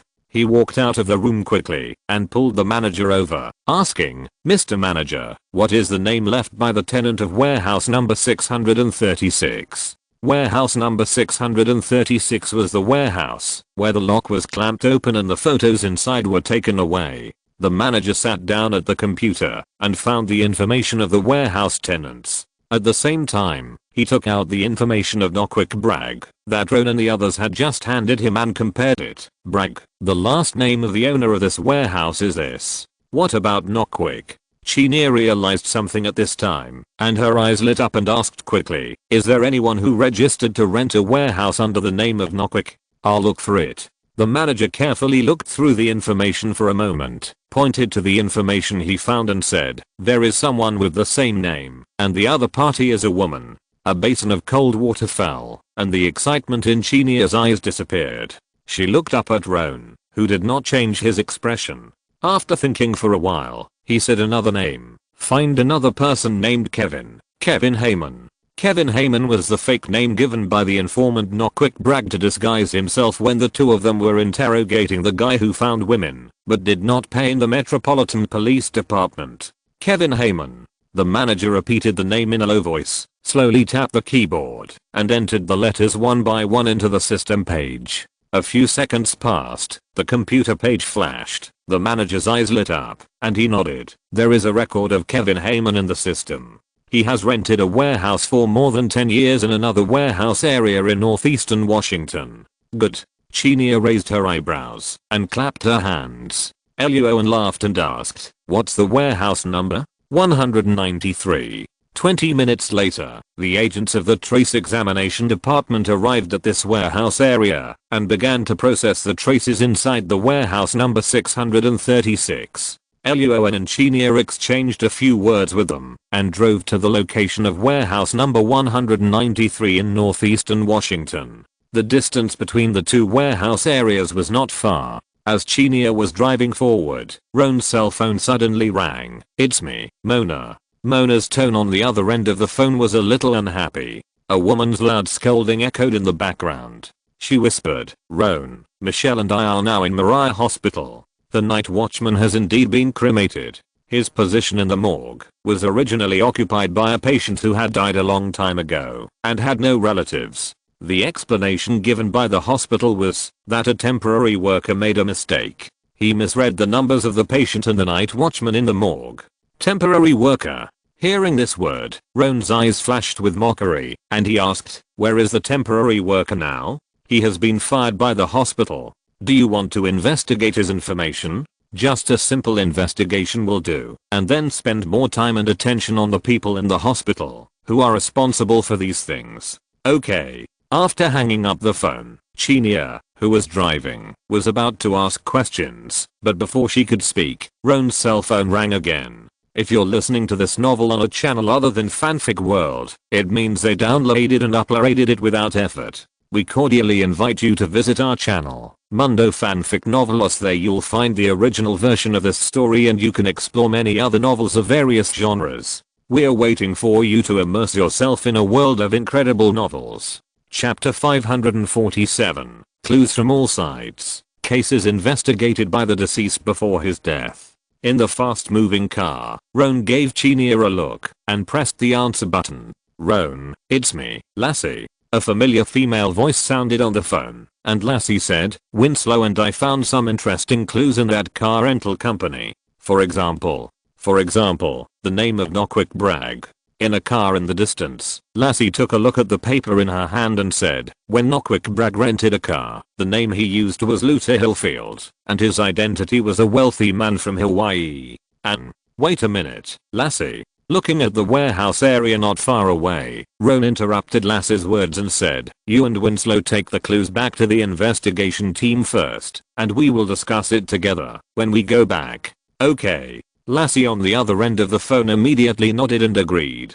Roan hung up the phone, got out of the car with Chinia, took out the FBI's golden badge, and soon went to warehouse 193 under the leadership of the person in charge. At the door of the warehouse, under Chinia's nervous gaze, Roan took out the key, bent down, and inserted the key into the lock.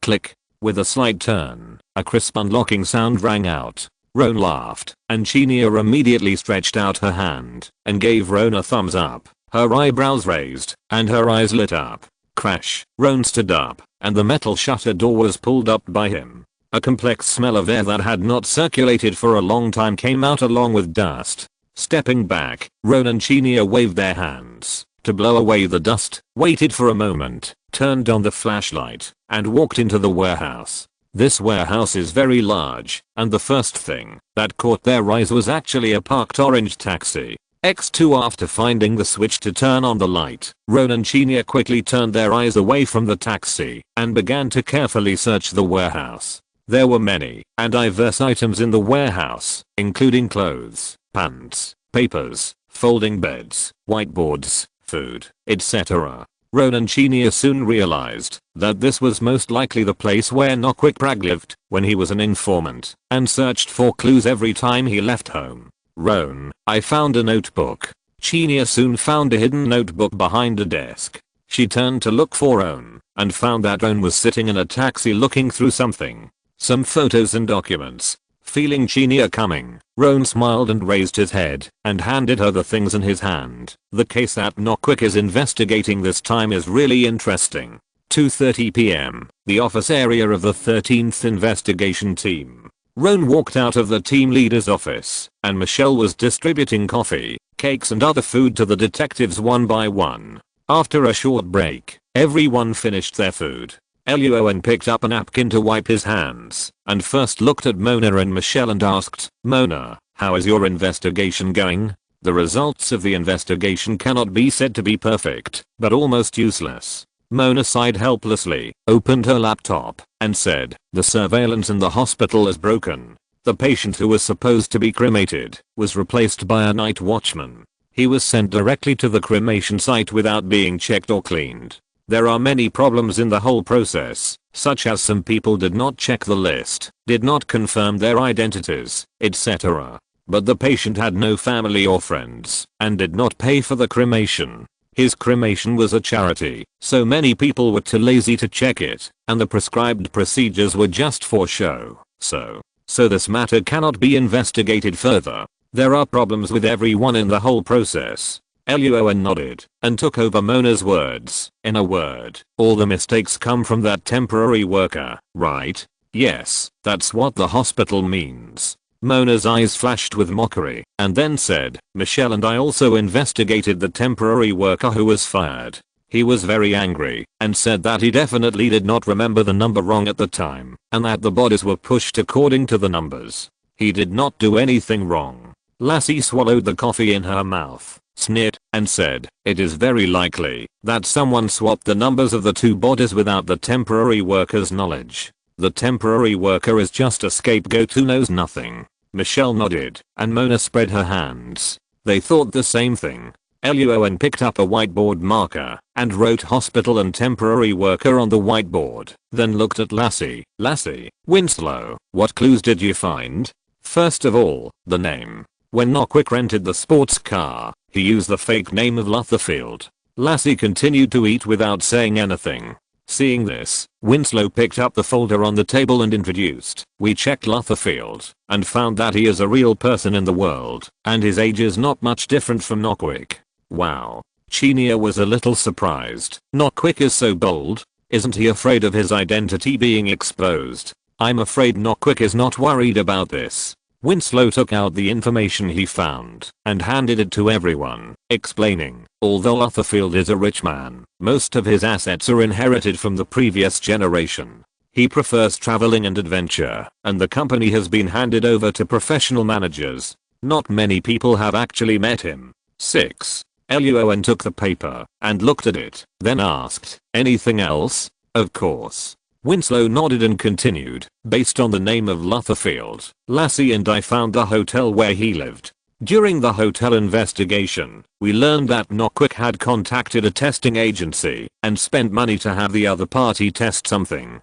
Lassie and I have not found out the specific items that were tested. Good. Luo An nodded with satisfaction and wrote the fake identity of Lutherfield in the information of hotel and testing agency on the whiteboard one by one, and finally turned his gaze to Chinia. Chanel nodded, stood up and distributed the file bag she had been holding for a long time to everyone. Luo An stood in front of the whiteboard, posted 2 photos of a man and a woman, and introduced everyone. This white man with short blonde hair is named Osmond, 38 years old, and the owner of a pharmaceutical company. In the photo next to him, the white woman with gold-rimmed glasses, long burgundy hair, and a tougher face is named Vivina, 40 years old, and is the head of the scientific research project of this pharmaceutical company. Pharmaceutical company? Michelle looked puzzled. I have never heard of the name of this company. What kind of drugs are they mainly developing? A drug for liver cancer, and the company has not yet launched it on the market. Luo An smiled and added, the drug has not even started selling yet. It is still in the research and development stage. Lassie suddenly realized, is this what Knockwick is investigating? The drugs produced by this pharmaceutical company have killed people. No. Luo An shook his head, picked up the photos and documents he had found in the taxi before, and said, Knockwick learned from some channels some time ago that the boss of this pharmaceutical company is selling stocks, saying that their products have miraculous effects on liver cancer patients. The pharmaceutical company will be listed soon. If you buy stocks now, you will definitely make a lot of money. Many people are skeptical about this, so Osmond took those skeptics to the laboratory inside their company, and Vivina, the head of the scientific research project, carefully introduced their own drugs to them. Winslow looked at the document in his hand, which contained a bunch of professional terms he didn't understand. He simply threw it aside and asked, this seems to be just an ordinary share transaction? From the perspective of selling stocks, it is true. Luo An took another document from Chinia and smiled, but while selling the company's stocks, Osmond is doing another thing. He claims that there is a fund with an annual return rate of 13% minus 17%. Because he bought stocks of his own pharmaceutical company, Osmond thinks that everyone is a friend, so he recommends this fund. 17%, x4. Chapter 548 Ponzi Scheme or Insider Trading. FBI Washington Headquarters Building, the 13th Investigation Team Office Area. Annual rate of return is 17%. Hearing Roan's words, Winslow's eyes widened. Lassie's face was full of disbelief. Michelle and Chinia looked at each other and realized something, and said together, Osmond has inside information? He jumped the gun. Ponzi scheme? The 2 women realized that the rate of return was wrong, but their imaginations were completely different. Michelle used to work at the Washington headquarters and had seen many cases of using inside information to make trouble and cut leaks. Chinia worked in the international business department, and she had seen similar financial cases, most of which were Ponzi schemes. Both are possible. Roan handed the documents in his hand to everyone. Now that he had insufficient information, he could not determine what Osmond, the boss of the pharmaceutical company, was doing. But Roan had a simpler thinking logic. Stocks, funds, financial products, etc. with an annual rate of return of more than 6% should be questioned.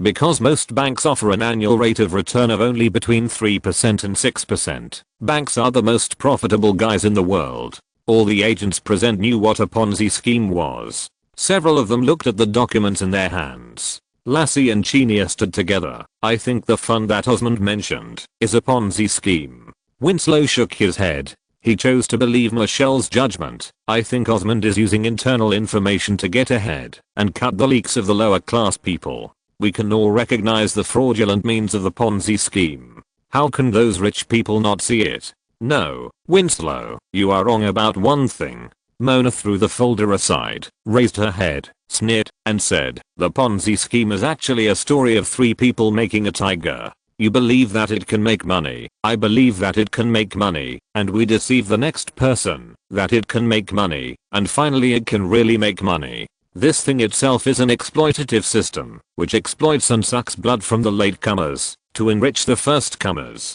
Many of those rich people probably know that this is a scam, but they all think that, as long as they take the money first before the scam is exposed, they will not lose money. Luo An grinned and added, it depends on who has a sensitive nose and runs faster. Okay. Michelle hesitated for a few seconds and nodded. Winslow thought about it and smiled. I still think Osmond is using insider information to get ahead. This cannot be ruled out. Luo An did not deny this possibility. After a few seconds of silence, he picked up the coffee and drank it all. He said, everyone, whether it is a Ponzi scheme or an insider rush, Not Quick Bragg must have been killed because he found out something. Before his death, Not Quick used the fake name Lutherfield to find a scientific research institution to test something. Mona, Michelle, the two of you use the computer to investigate and see if you can find out what the thing that was tested is. Winslow, Chanel, Lassie, you guys go offline and investigate the scientific research institution.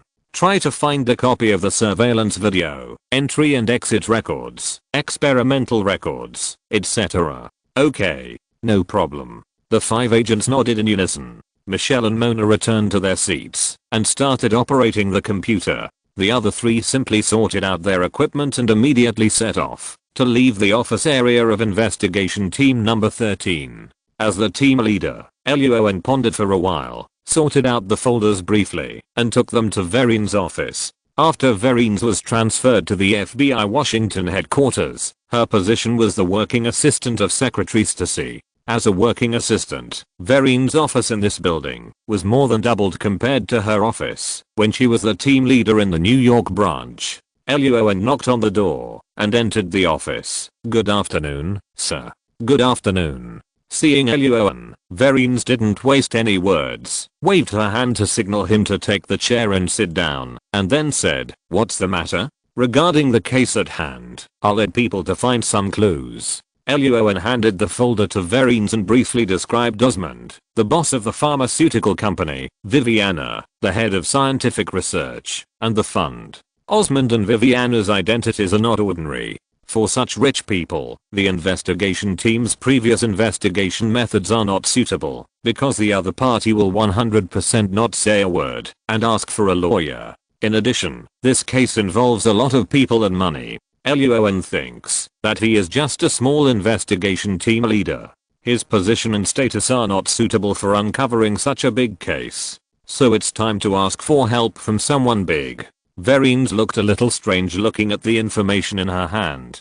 After Luo An finished her narration, she closed the folder, raised her eyebrows slightly, looked at Luo An deeply, and whispered, you are really fast. Luo An. Without waiting for Luo An to speak, Verines found a black folder from a pile of documents next to her, handed it to Luo An, and said, I just found some clues about that private club. Luo An took the folder and looked down. Verines leaned back and crossed her legs, introducing, the owner of that club is a senator in Congress. Osmond, the boss of the pharmaceutical company you just mentioned, is a college friend of the senator. They belong to the same fraternity and have a very good relationship. When I found these clues before, I was still wondering why the relationship between Osmond and the senator was so good. The fund with an annual return of 17% that you just introduced finally made me figure it out. Wow. Luo An said an exclamation after reading the information in the file. Luo An was actually not surprised. There was no corruption here, and everything was in accordance with the law in the Federation. It's normal for a senator to have a good relationship with the company boss. As for Viviana you mentioned, I've also found out some things about her.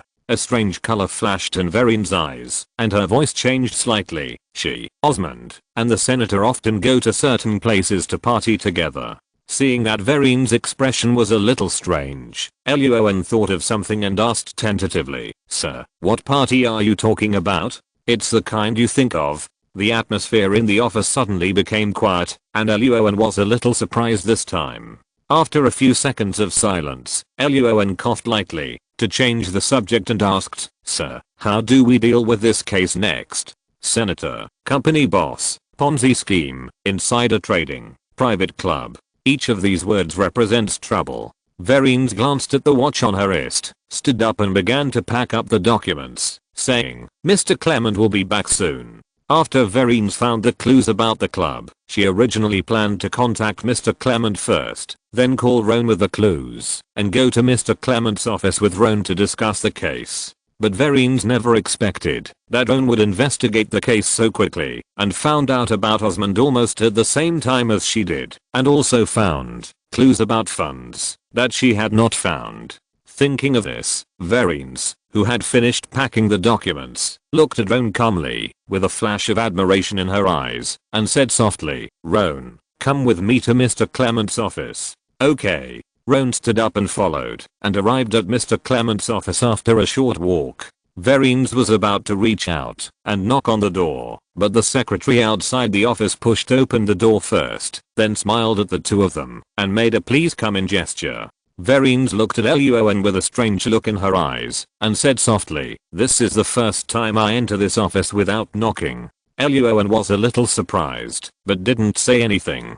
He didn't know if it was an illusion, but he felt like he smelled a smell of vinegar. Walking into the office, Mr. Clement was leaning over the table writing something. He took the document handed by Verines, and checked it for a while. He suddenly looked at Luo An and asked, "Luo An, what do you think of Tay people?" Luo An. Chapter 549. Power, Clues, New Discoveries. The FBI Washington Headquarters. After Mr. Clement's question, Verines's face changed slightly, and Roan fell silent. It's not that Roan didn't want to answer, but apart from some unpleasant greetings, he didn't seem to say much. Silence is also an attitude. Mr. Clement looked at Roan for a few seconds and suddenly laughed. "Don't be nervous, just asking casually." Roan grinned, but he was not nervous, he just remembered something. Before coming to the Washington headquarters, Roan had asked Lassie and Mona to simply investigate some people's information and political tendencies.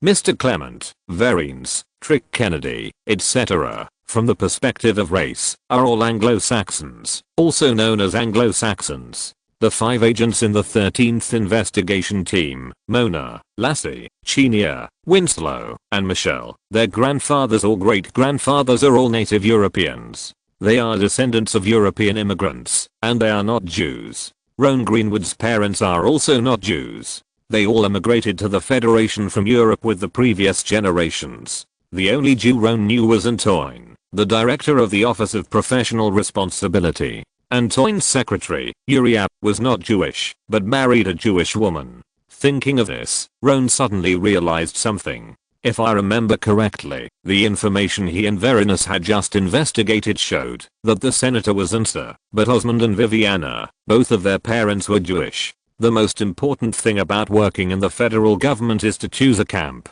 Mr. Clement wanted to work in the Ministry of Justice, and this matter could not be avoided at all. A strange color flashed in Roan's eyes. As he expected, within a few minutes, Mr. Clement coughed a few times and said, "Verines, Roan, you continue to investigate this case, but be careful not to arrest anyone for the time being, and wait for a call." "Understood." Verines and Roan nodded and agreed. This order was not difficult for the two to understand. They were concerned about the case itself, while Mr. Clement was concerned about the politics behind the case. Walking out of the office, Roan lowered his head and walked, silently thinking about what Mr. Clement might do. Returning to the number 13 investigation group with all sorts of wild thoughts in his mind, Luo An pushed open the door of the office area and asked, "How is the investigation going?" "No clues." At the workstation, Mona was spinning in her chair again. Hearing Luo An's question, she answered helplessly. The prevention measures of that scientific research institution are very strict.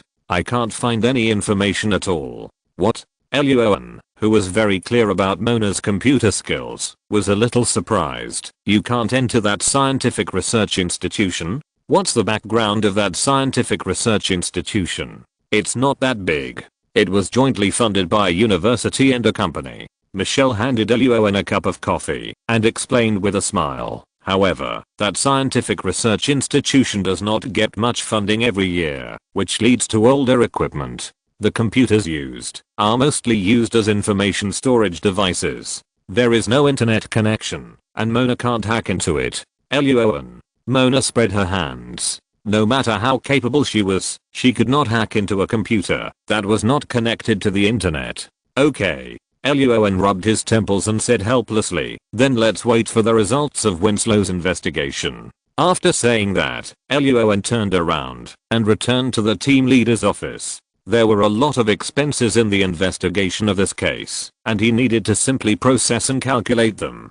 3 hours later, Lassie, Winslow, and Chinia each returned to the office area with a cardboard box. Thank you for your hard work. Luo An took a piece of food that had just been delivered by the restaurant and stuffed it into Lassie's hand, smiling. What did you find out? Lassie took the food and stuffed it into her mouth, eating while saying, that scientific research institution is very poor. Whether it is the professors, researchers, or students in it, they all have the habit of making extra money. They will take some orders from the society, keep a small part of the money they earn, and choose to hand in most of the money to maintain the normal operation of the institution so that they can continue to do research. Mona and Michelle looked at each other. They knew that the scientific research institution was very poor, but they didn't expect it to be so poor. Chinia added, the professors and students in that institution are very united. We couldn't find out who helped Knockwick do the testing.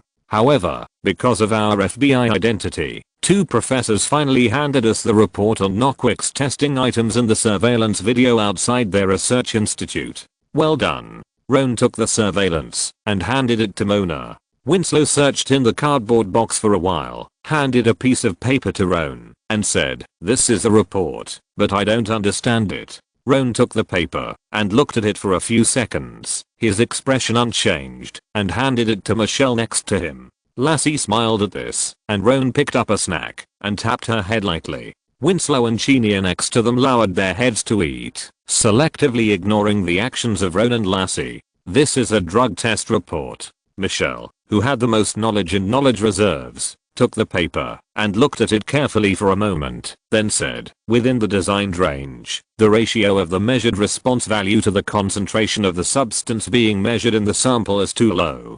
The ovened HPLC methods. Stop. Before Michelle could finish, Roan interrupted her with his hands in a T shape. Can you just tell me the conclusion? The conclusion is that the tested drug does not meet the standard. Michelle pointed to the end of the paper and said, the pharmacological effect on cancer treatment is very low, and the psychological comfort effect is very high. Thinking of what he had found out before, that the boss of the pharmaceutical company, Osmond, would take people to visit the company's drug laboratory before selling stocks, Roan's eyes moved slightly, and a speculation emerged in his mind. It seems that Knockwick pretended to be an identity to enter the private club, successfully connected with Osmond, and entered the laboratory for a visit. Then Knockwick stole a few pills and took them to the testing agency for testing. Lassie swallowed the food in her mouth and continued. Osmond discovered this, so he sent someone to kill Knockwick. Chinia frowned slightly, but Osmond is introducing the fund with an annual return of 17% everywhere. He can make a lot of money through the Ponzi scheme. Isn't that pharmaceutical company a cover? Why is it a cover? Luo An took the report aside. If the money obtained through the Ponzi scheme is invested in the pharmaceutical company, we can find a way to speed up the research and development of drugs. As long as the drug development is successful and the company goes public, the scam is no longer a scam, but becomes an early investment. Osmond has also transformed himself into a successful businessman and entrepreneur. X4. Winslow, Chinia, Lassie, and Michelle fell silent. At this time, Mona, who had been typing on the keyboard next to them, suddenly said, "Everyone, the surveillance has found something." Everyone quickly moved to Mona's side. Mona pointed to the surveillance screen in the computer and introduced, "This is the surveillance video when Knockwick entered the testing agency." In the surveillance screen, Knockwick parked the car on the side of the road, got out of the car, and walked quickly into the scientific research institution. Mona then enlarged the upper right corner of the surveillance screen. After a few dozen seconds, a black SUV slowly appeared on another street on the side.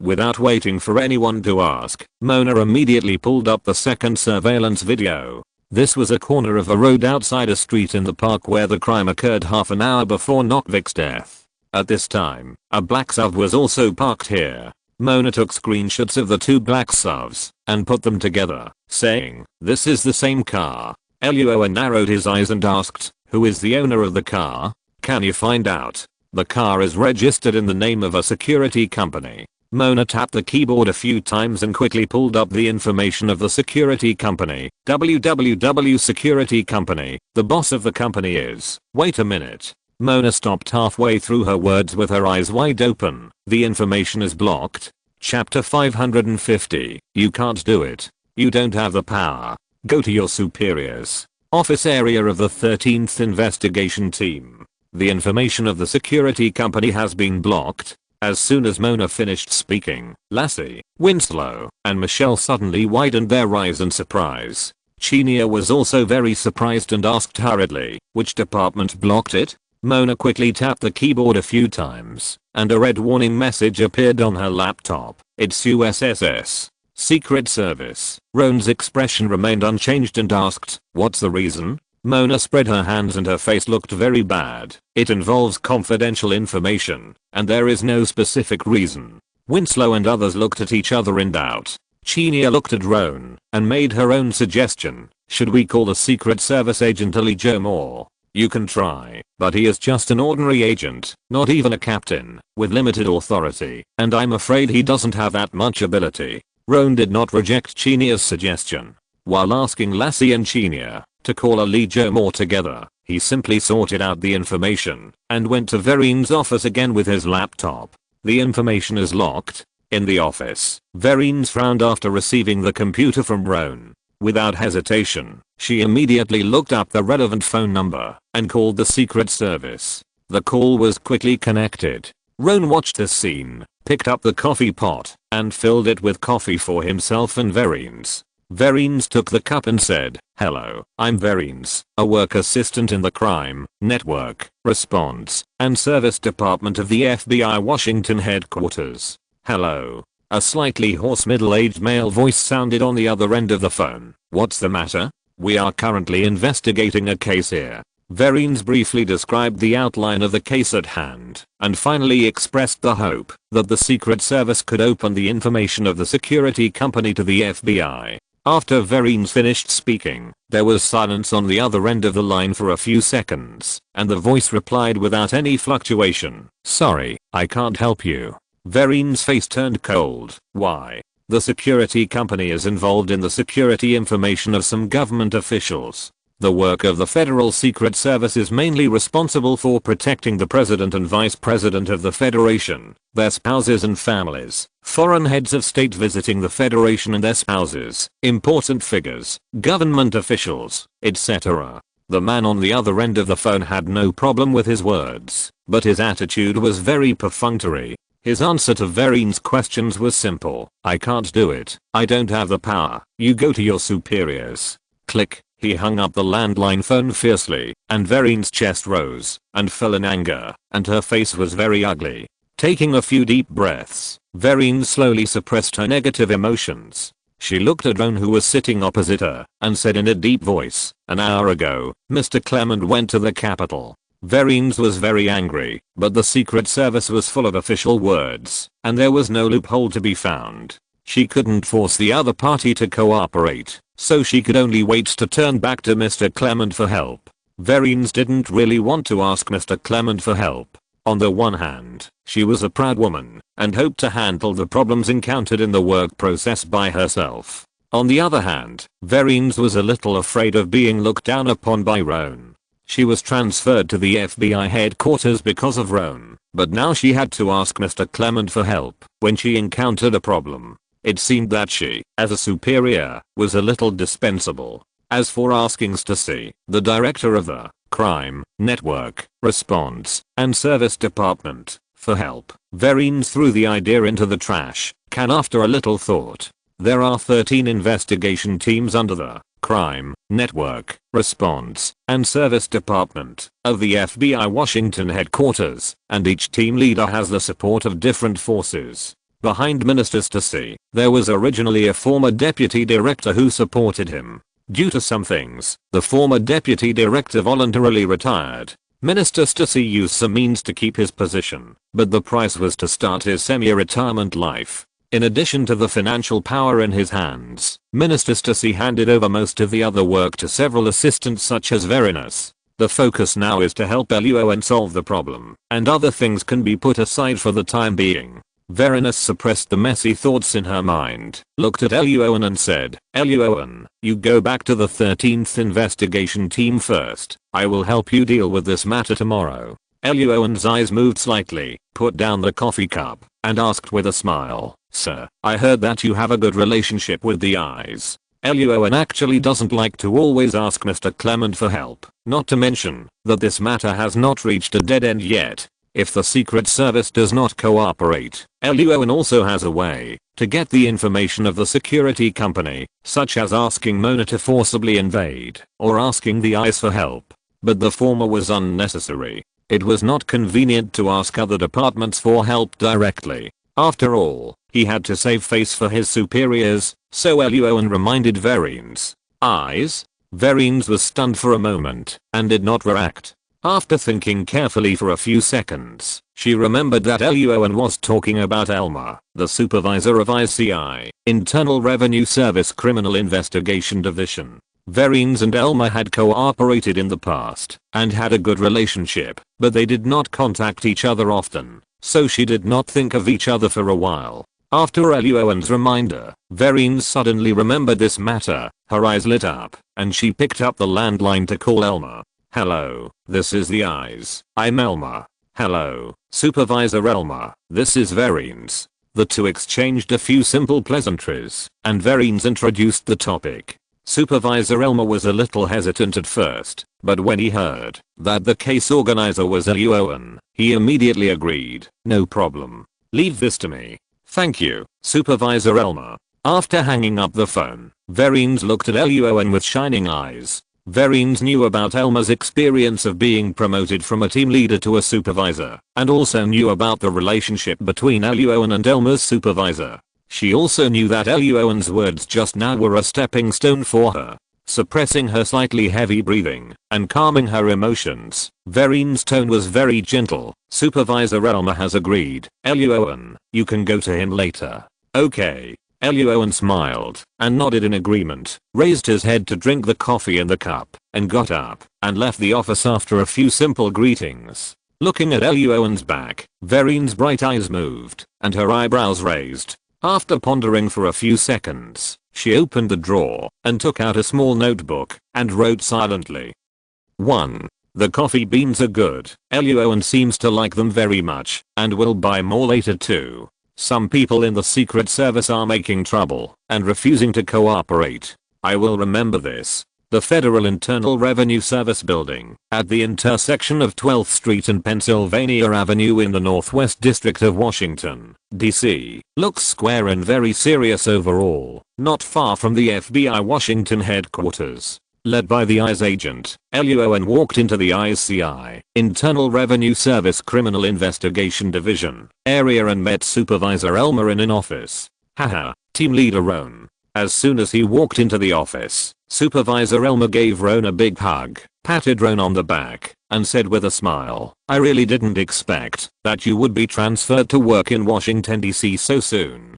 Good luck. Roan and Supervisor Elma patted each other on the back and said with a smile, I solved a few cases and came here. Good luck? Elma loosened his arms, poured 2 cups of coffee for himself and Roan, and poured 2 small glasses of wine to Roan, and said with a smile, cheers to your luck. Looking at the wine in his hand, Roan raised his eyebrows. Can you drink while working at the eyes? Of course not. Elmer chuckled and whispered, we have been working overtime every day this week, so drinking a little can be considered a refreshment. Ron had heard that the work pressure in the eyes was high. A gleam flashed in his eyes. He picked up the wine glass and clinked it with Elmer. The two smiled and drank it all. After putting away their glasses and chatting for a while, the two of them turned the topic to business. Luo An asked, how is the situation of that security company? End of this chapter. Thank you very much for reaching the end. Don't forget to like. Looking for more exclusive content and immediate access? Subscribe to our Patreon. Remember, every like, subscription, or donation encourages us to continue. Thanks to everyone. See you in the next video.